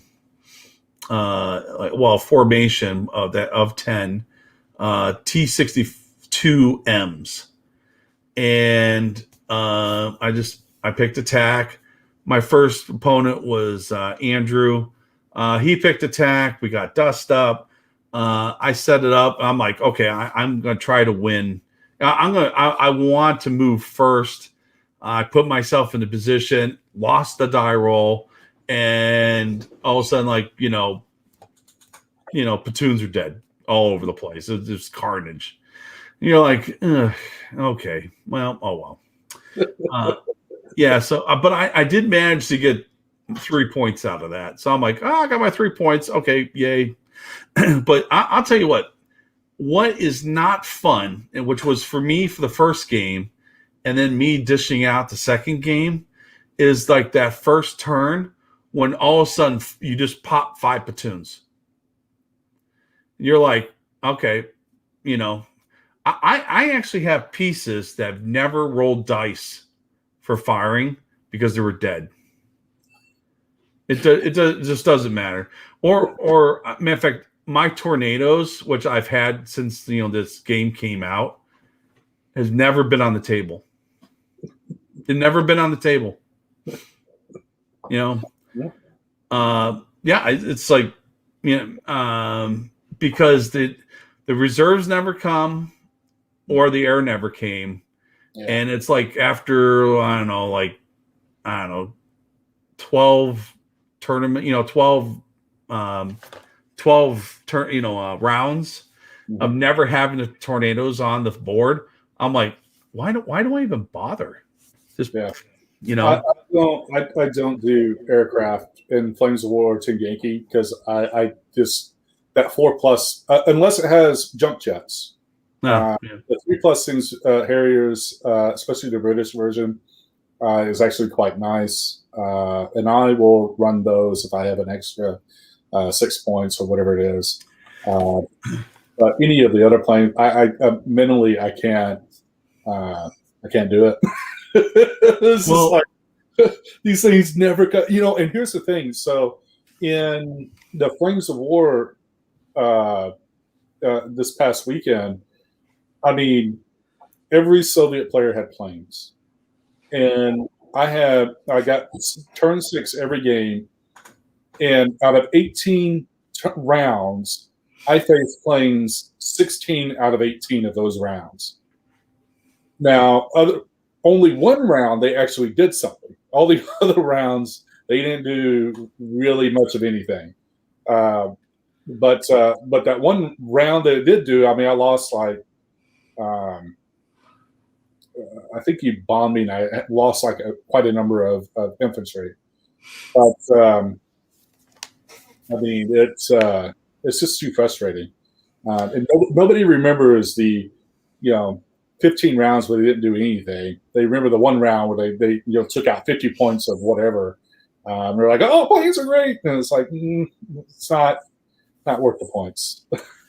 Well, I only lost one T-80 over the weekend. It's because the first game they never came on the table. Yeah. The second game I attacked, and my poor opponent was Bridgehead, and neither side of the table provided much cover, and the one side was all open, the other side had fields, but I had hills.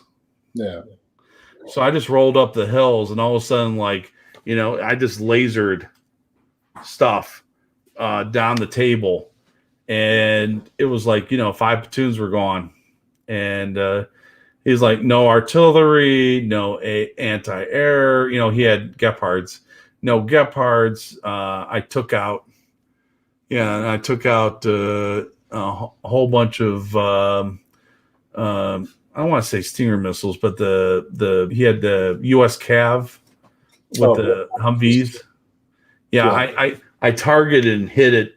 All the guns, the tow missiles, and managed to take those out. So yeah, it was, and the guy, it felt like what I felt the first round, like this ain't fun, especially when you go, I can't save, can't save, can't save, it's just dead, and then what's your return? After that, you're like,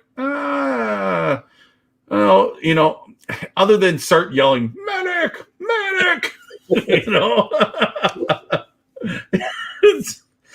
it's pretty bad.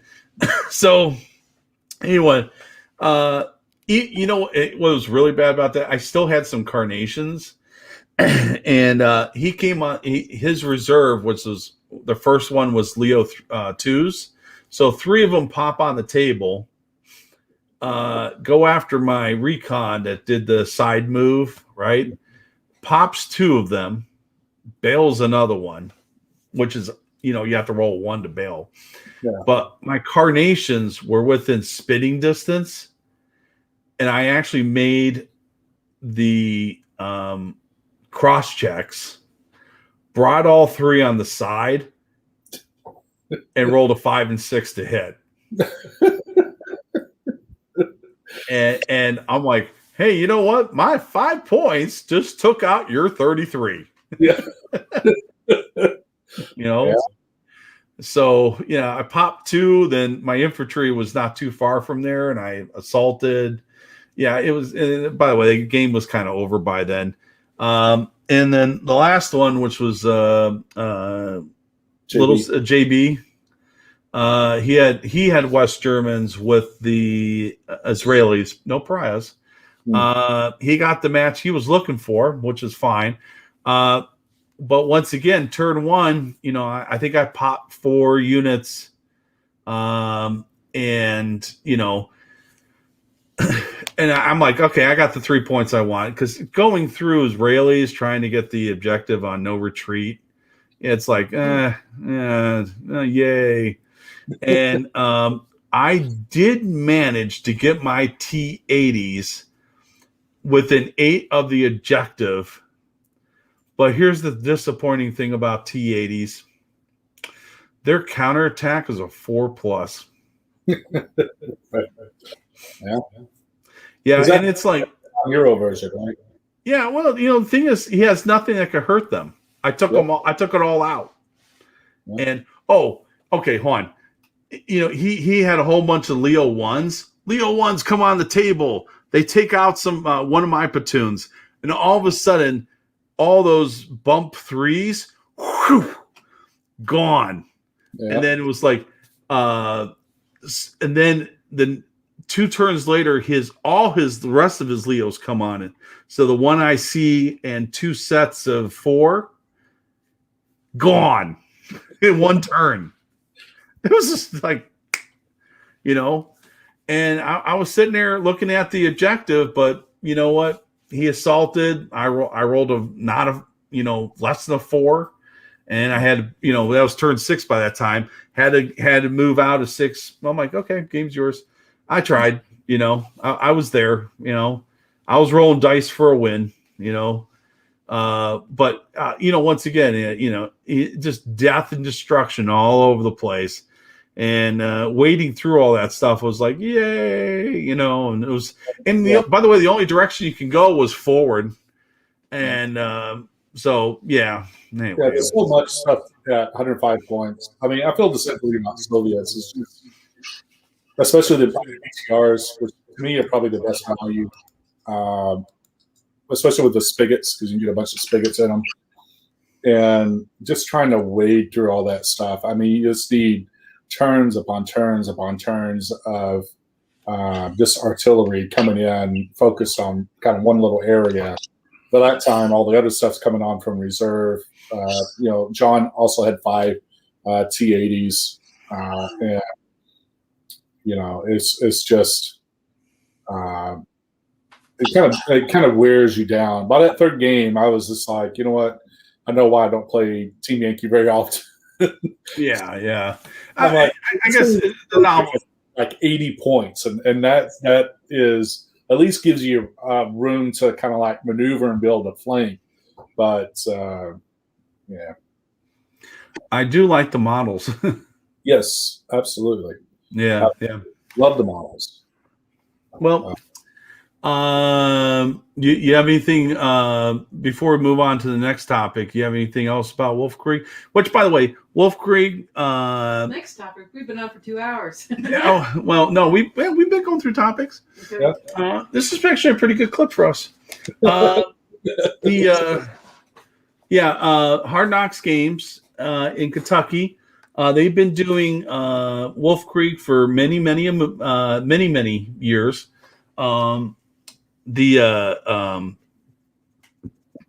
Whatchamacallit? It started down there. By the way, it was named after some guy named Wolf, and he was being shipped out, being active duty somewhere, and so they held a tournament in his name. That's how they got the name, and so that's how the tournament's going around. By the way, that tournament, part of the fee goes to a T-shirt, and a big stretch. And that tournament, there's the cat. You should see in a second there the delay. The tournament, you get a T-shirt. All my wife has all the T-shirts and she uses them as night shirts. so when I got home Sunday after the tournament, she was already in I think it was the 2012 Wolfkrieg. Yeah, Wolfkrieg one, yes. Oh, yeah. You just saw the stretch. Yeah, it's amazing how big the delay is. I think the favorite one is the Rove paved with skulls. That's the one for Rome. The Italy one that was done. So there's a whole bunch of stuff that I remember what 2012 was. Which one was that one?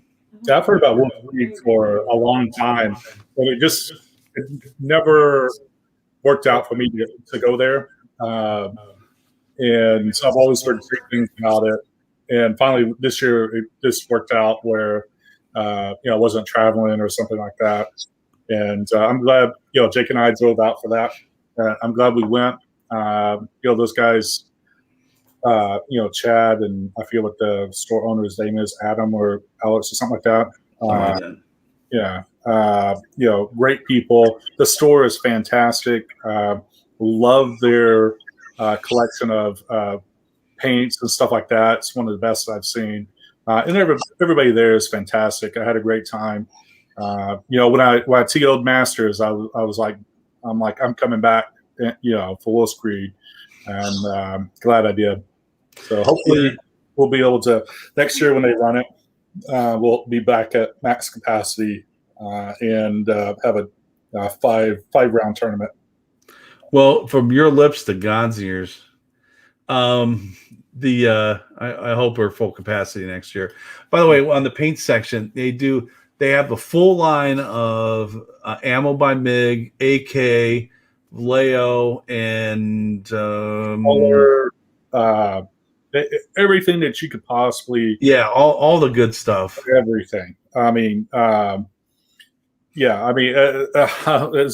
went in there, I was in the TO, and I went in there. I was just dumbfounded by the amount of stuff that they have from all the great paint manufacturers. Everything you need. They have their own online store, and just everything that you need that those guys have. It was amazing. I think I spent several $100s there the first time on paints and crafts and stuff like that, and a couple $100 this time, getting more stuff. So definitely a great selection there. Like I said, great people, and that makes a good store. You want to make sure you support them. Yep. Yeah, and they do a good job.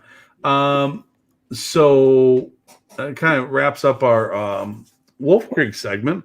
I'm going to kind of change gears and talk about my background and the pictures for all this month in March.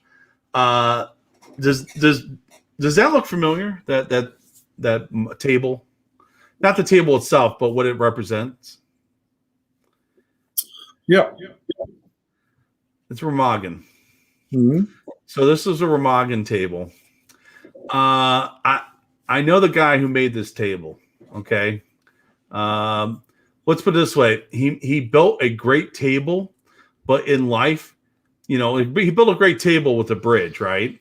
Mm-hmm. But in life, boy, he knew how to burn bridges. He was the best bridge burner I ever met in my entire life.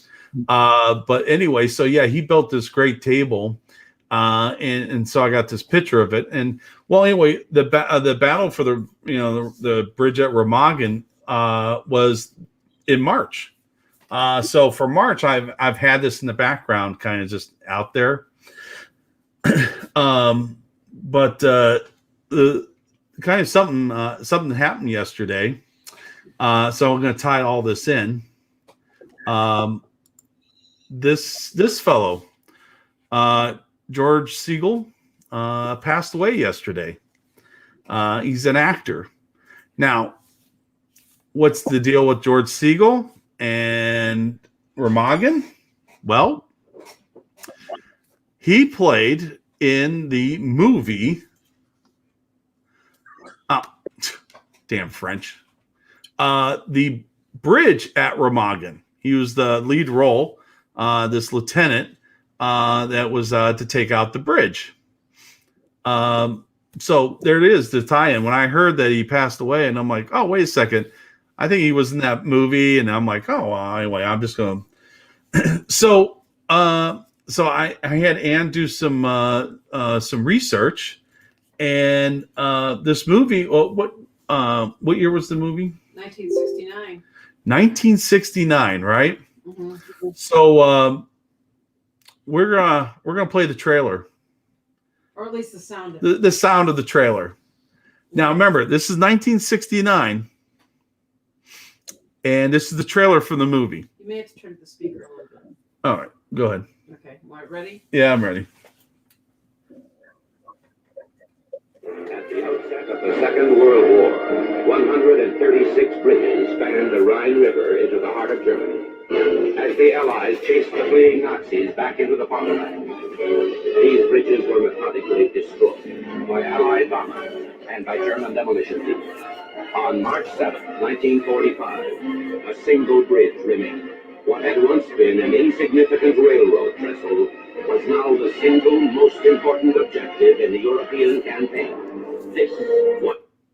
Okay. Wow, what a setup.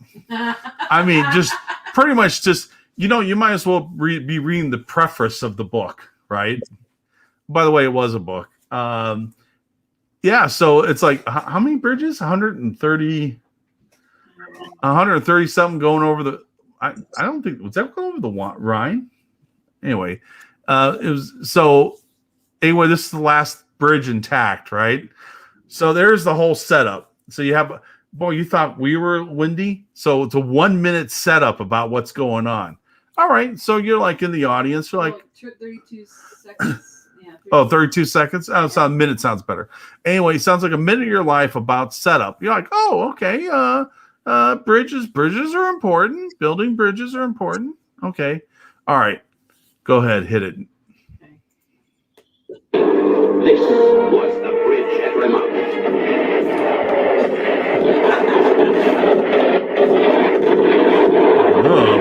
What happened at Remont? We gotta take the bridge. Hold the bridge as long as possible. I want those Germans.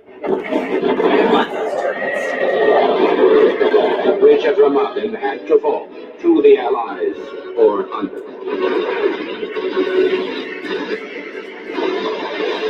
There's some action scenes going on. David L. Wolfer presents The Bridge at Remont.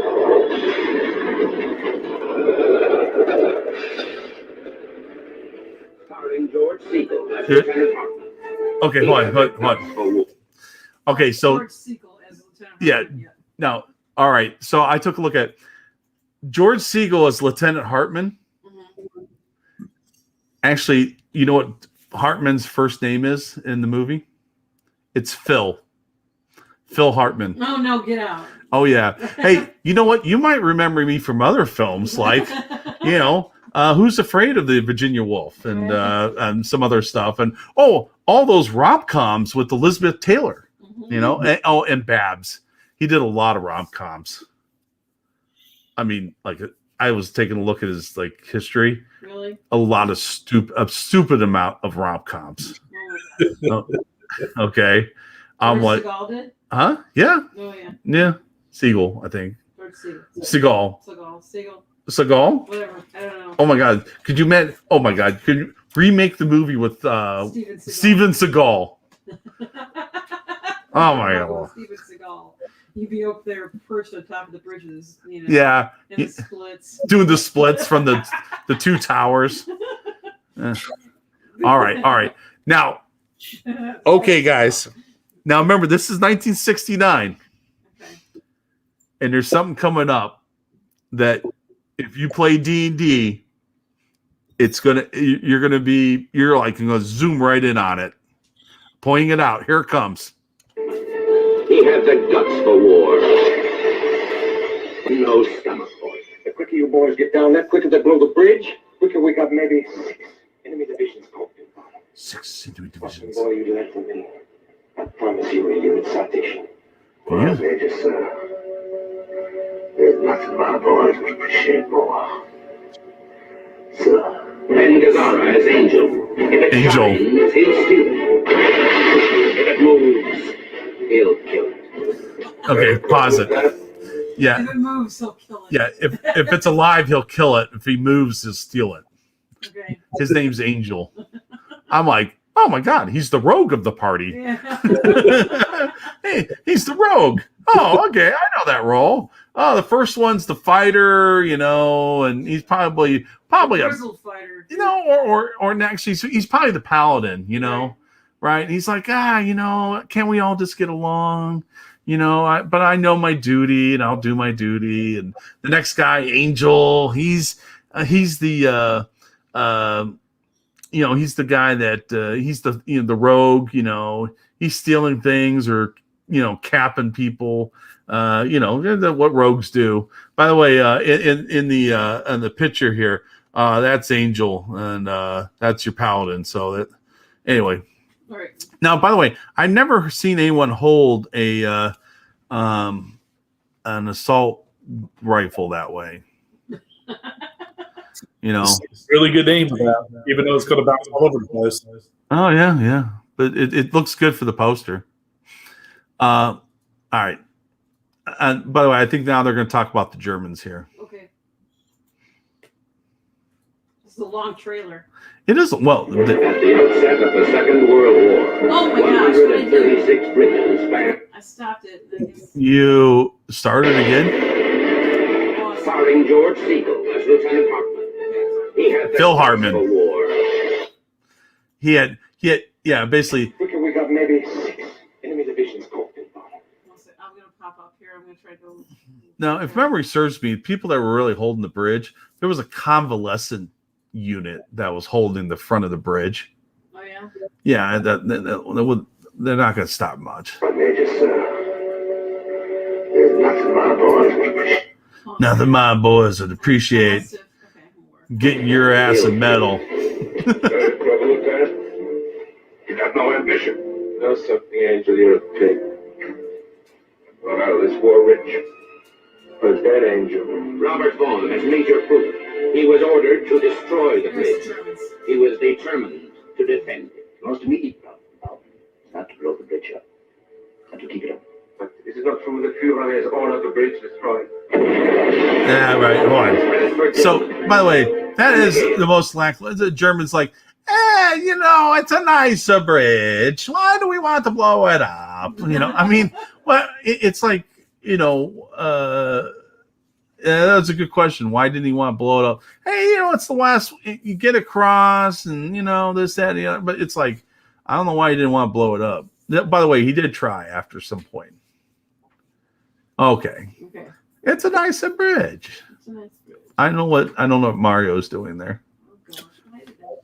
Oh, it keeps resetting. It keeps resetting. I'm sorry. Well, at least we know how many bridges are across the Rhine. Not to blow the bridge up, Okay. but to got keep it. it up. But is it not true that Führer has ordered the bridge destroyed?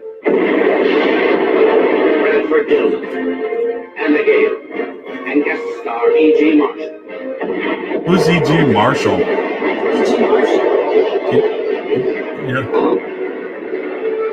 What makes that bridge so goddamn? yeah. Who's E.G. Marshall? He was a famous character in the war. Oh, really? Oh, I probably have to look him up.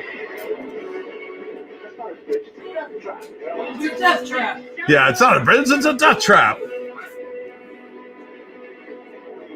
What happened at Ramah? I don't know. My God, what would happen to those nasty Germans?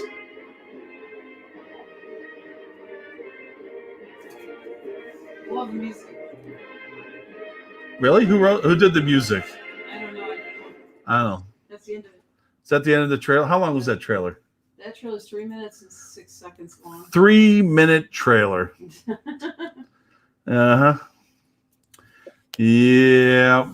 Anyway, so Remagen happened this month, and what? And George Segal Siegel passed away. passed away, and he was somehow his agent got him into this movie, and he probably changes his agent afterwards. So, And he ended up in romantic comedies. oh, rom-coms up the wazoo. Well, you know, he got famous for the Who's Afraid of the Virginia Woolf, Mm-hmm. where he was nominated for an Academy Award, didn't get it, The ladies got it, but not the guys. And he's been in some other stuff. But I think he was in some comedy lately. Is like a grandfather and something. But no, anyway, he passed away. He was like 87 or something like that. So anyway, little Remagen tie-in. Okay. Excellent. Excellent. Excellent. Next time, check it out. Check out the actual trailer. I mean, it's fun to listen to the audio by itself, but you should watch the trailer. It's kind of funny. All right. Well, we're gonna wrap it up. We already been doing this for over 2 hours. By the way, we do appreciate you watching this. If you do like what you see, go ahead and support. You can support us by just following, becoming a member. By the way, just this week we added 10 new members on the Facebook. I have to go see what we're doing on the YouTube side. We're steady climbing towards 100 on the YouTube side, so that's pretty good, And of course, by the way, if you're wondering, oh wow, you must be making a lot of money off of this. No. First of all, you need 10,000 followers. I don't think there's enough people that follow. Oh yeah, okay. Patrick's right. Let's play. What did we learn? Yeah, get your what do you learn ready. Thank you, Patrick. I just saw that pop up. I think the Flames of War page itself only has like 9.8K. Yes, exactly. Which is like, no, I do this for pure enjoyment or torture, one or the other. I'm not too sure. And did you learn something new today? That you spent a lot of time yesterday doing that chart. I did do a lot of time doing that chart. And you need to post it for everybody because it's interesting. Right. I'll get that chart out there so that everyone can, enjoy the. So the cat really likes sleeping right underneath your camera. Well, the cat likes to be in the thick of things.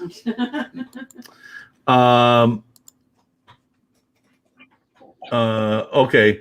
So Patrick learned that Phil Harton was in many films. You know what? That's right. And one of them was. Remember me as such. Yeah. Yeah. What's in your school lunch? And yeah. Well, what's in your school lunch? That's funny. I think my favorite thing was when his agent calls him. He goes, "I got you the role of a lifetime. That's to play in the Planet of the Apes, to play the human." He goes, "That's the role I was born to play." And I hate you all from chimpanzee to chimpanzee.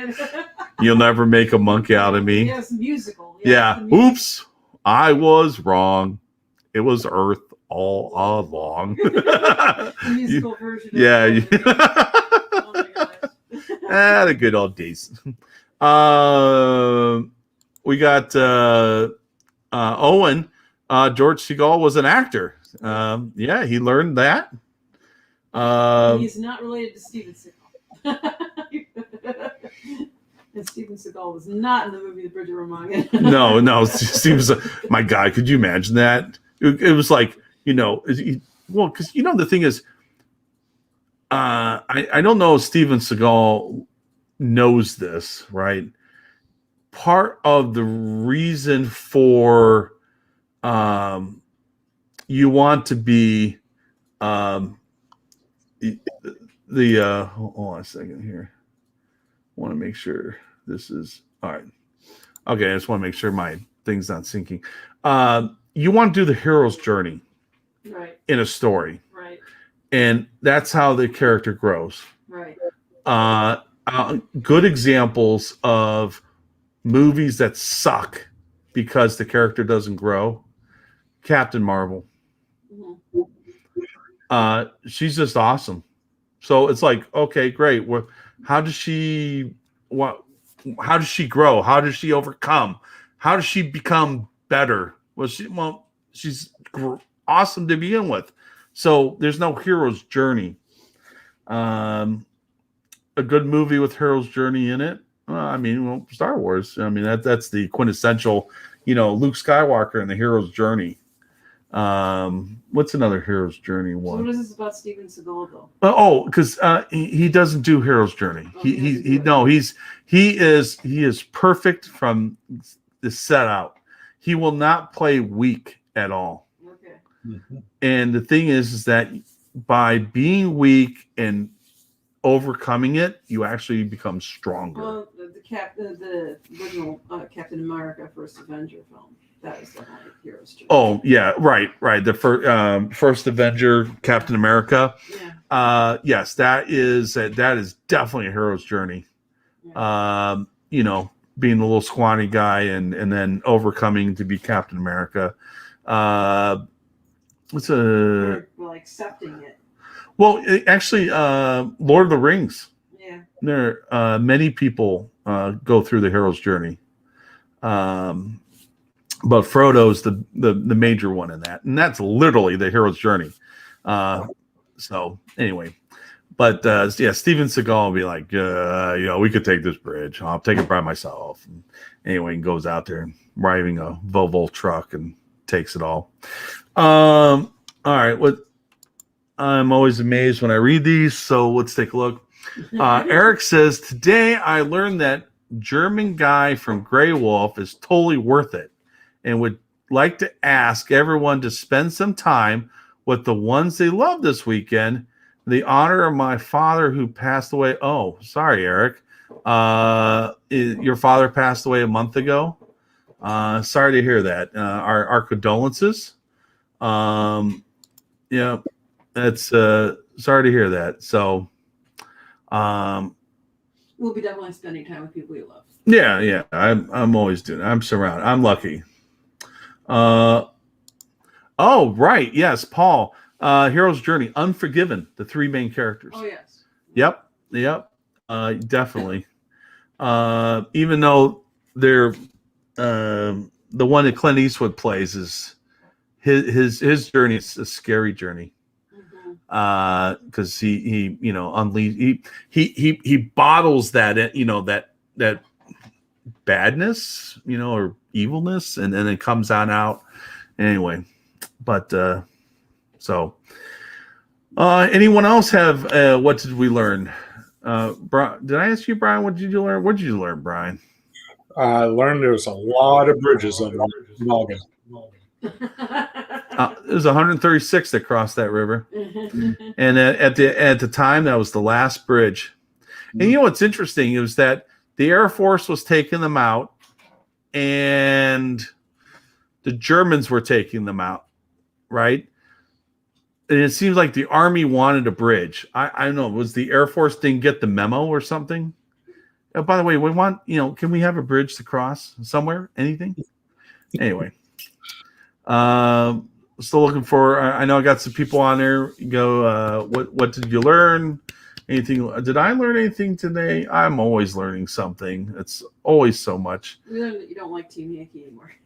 Oh no, I didn't. I think you guys learned that. I'm not the biggest Team Yankee. I'll play it, but I'll just grumble through the whole thing. And I'll tell you what really sucks is when you're playing someone and all of a sudden you're just destroying. Hold on, I played a guy once on a really bad table and broke his formation on turn one. Yeah. Yeah, and it's like, Yeah, games. Yeah, I'll tell you the truth. I don't know if I don't think I ever seen him play it again. It's just a little too much. And it's anyway, it is what it is. I'll see what the West German book comes out with. Hopefully they'll have more than 5 stands of infantry. God, I thought the Russians. Oh, God. So I go to assault with the Germans, right? They hit on 5s in assault. The Soviets, yeah. What? Oh, East Germans, yeah. No, it's the Western. No, the Russians. Oh, I thought Russians hit on 4s, and then all the other groups will hit some 5s. No, they hit on 5s. No. And their That's- counterattack is a 4. Oh, it's horrible. It's horrible. I went up there. Yeah, and I'm like, oh, for Andrew, I think he had like 4 or 5 stands left, and I hit him with 4 or 5 of my own. Totally whiffed. And he comes back on 3s. And I'm like, my one stand goes, where is everybody? Oh, I think I'll just retreat. Let's see here.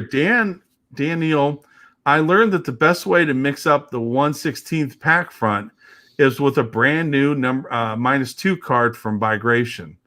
That is true, and I think that the 20th is this year's new 1/16th.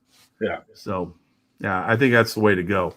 Especially, it's bad for that. So that's going to snowball into the Soviets, because the Soviets could. They could plan for pack front, and it's a totally different plan for pack front than it is for the NCO short. What you can do with NCO shortage, the 20th card. So now it's going to be even harder for Soviets to, because you really have to go one way or the other. Not a lot of it crosses. So of what the Soviets do crosses. So it's really going to kind of be an upward battle for the Soviets to be effective. And plan for both of those Soviet lists, or both of those German lists. all right. I think we will call it a day. Do you have something to play us out to? I was going to just do the Panzer march on the way back out. Okay. Unless you want me to Ghost Division or something, or Sabaton. No, whatever you want. Whatever you want to play us out to. Okay. Your choice.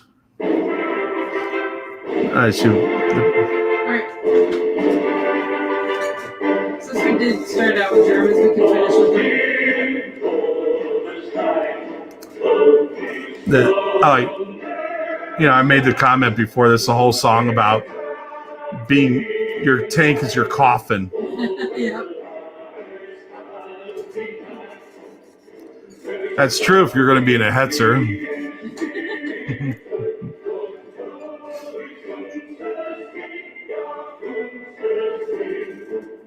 It's a catchy tune, though. It is. Well, it's the umpa in the tuba.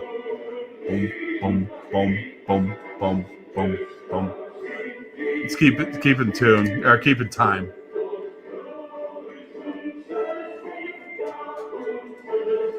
All right, everybody. So we'll see you next week. I think I'm not too sure what I'm going to do next week. What am I going to do next week? I have no idea. I don't know either. We'll figure it out. Okay. I'll put it all together. I don't know. I was thinking, is there something I want to do? But I don't know. I'll figure it out, whatever it is. Yeah, usually, I don't know. I know you guys, everyone thinks these shows are like well-oiled machines, and we got this all planned out. Nah. It's usually the night before. Anne's like, what music do you want? I'm like, oh my God, we got a show. No, I'm just kidding. We're not that bad. I'm like, well, no, surprise me. I tell her what the theme is.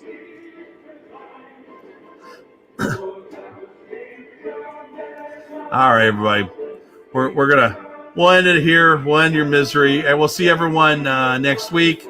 And stay healthy, stay happy, and have a Passover maybe. happy Passover and a blessed Palm Sunday. All right, talk to you later.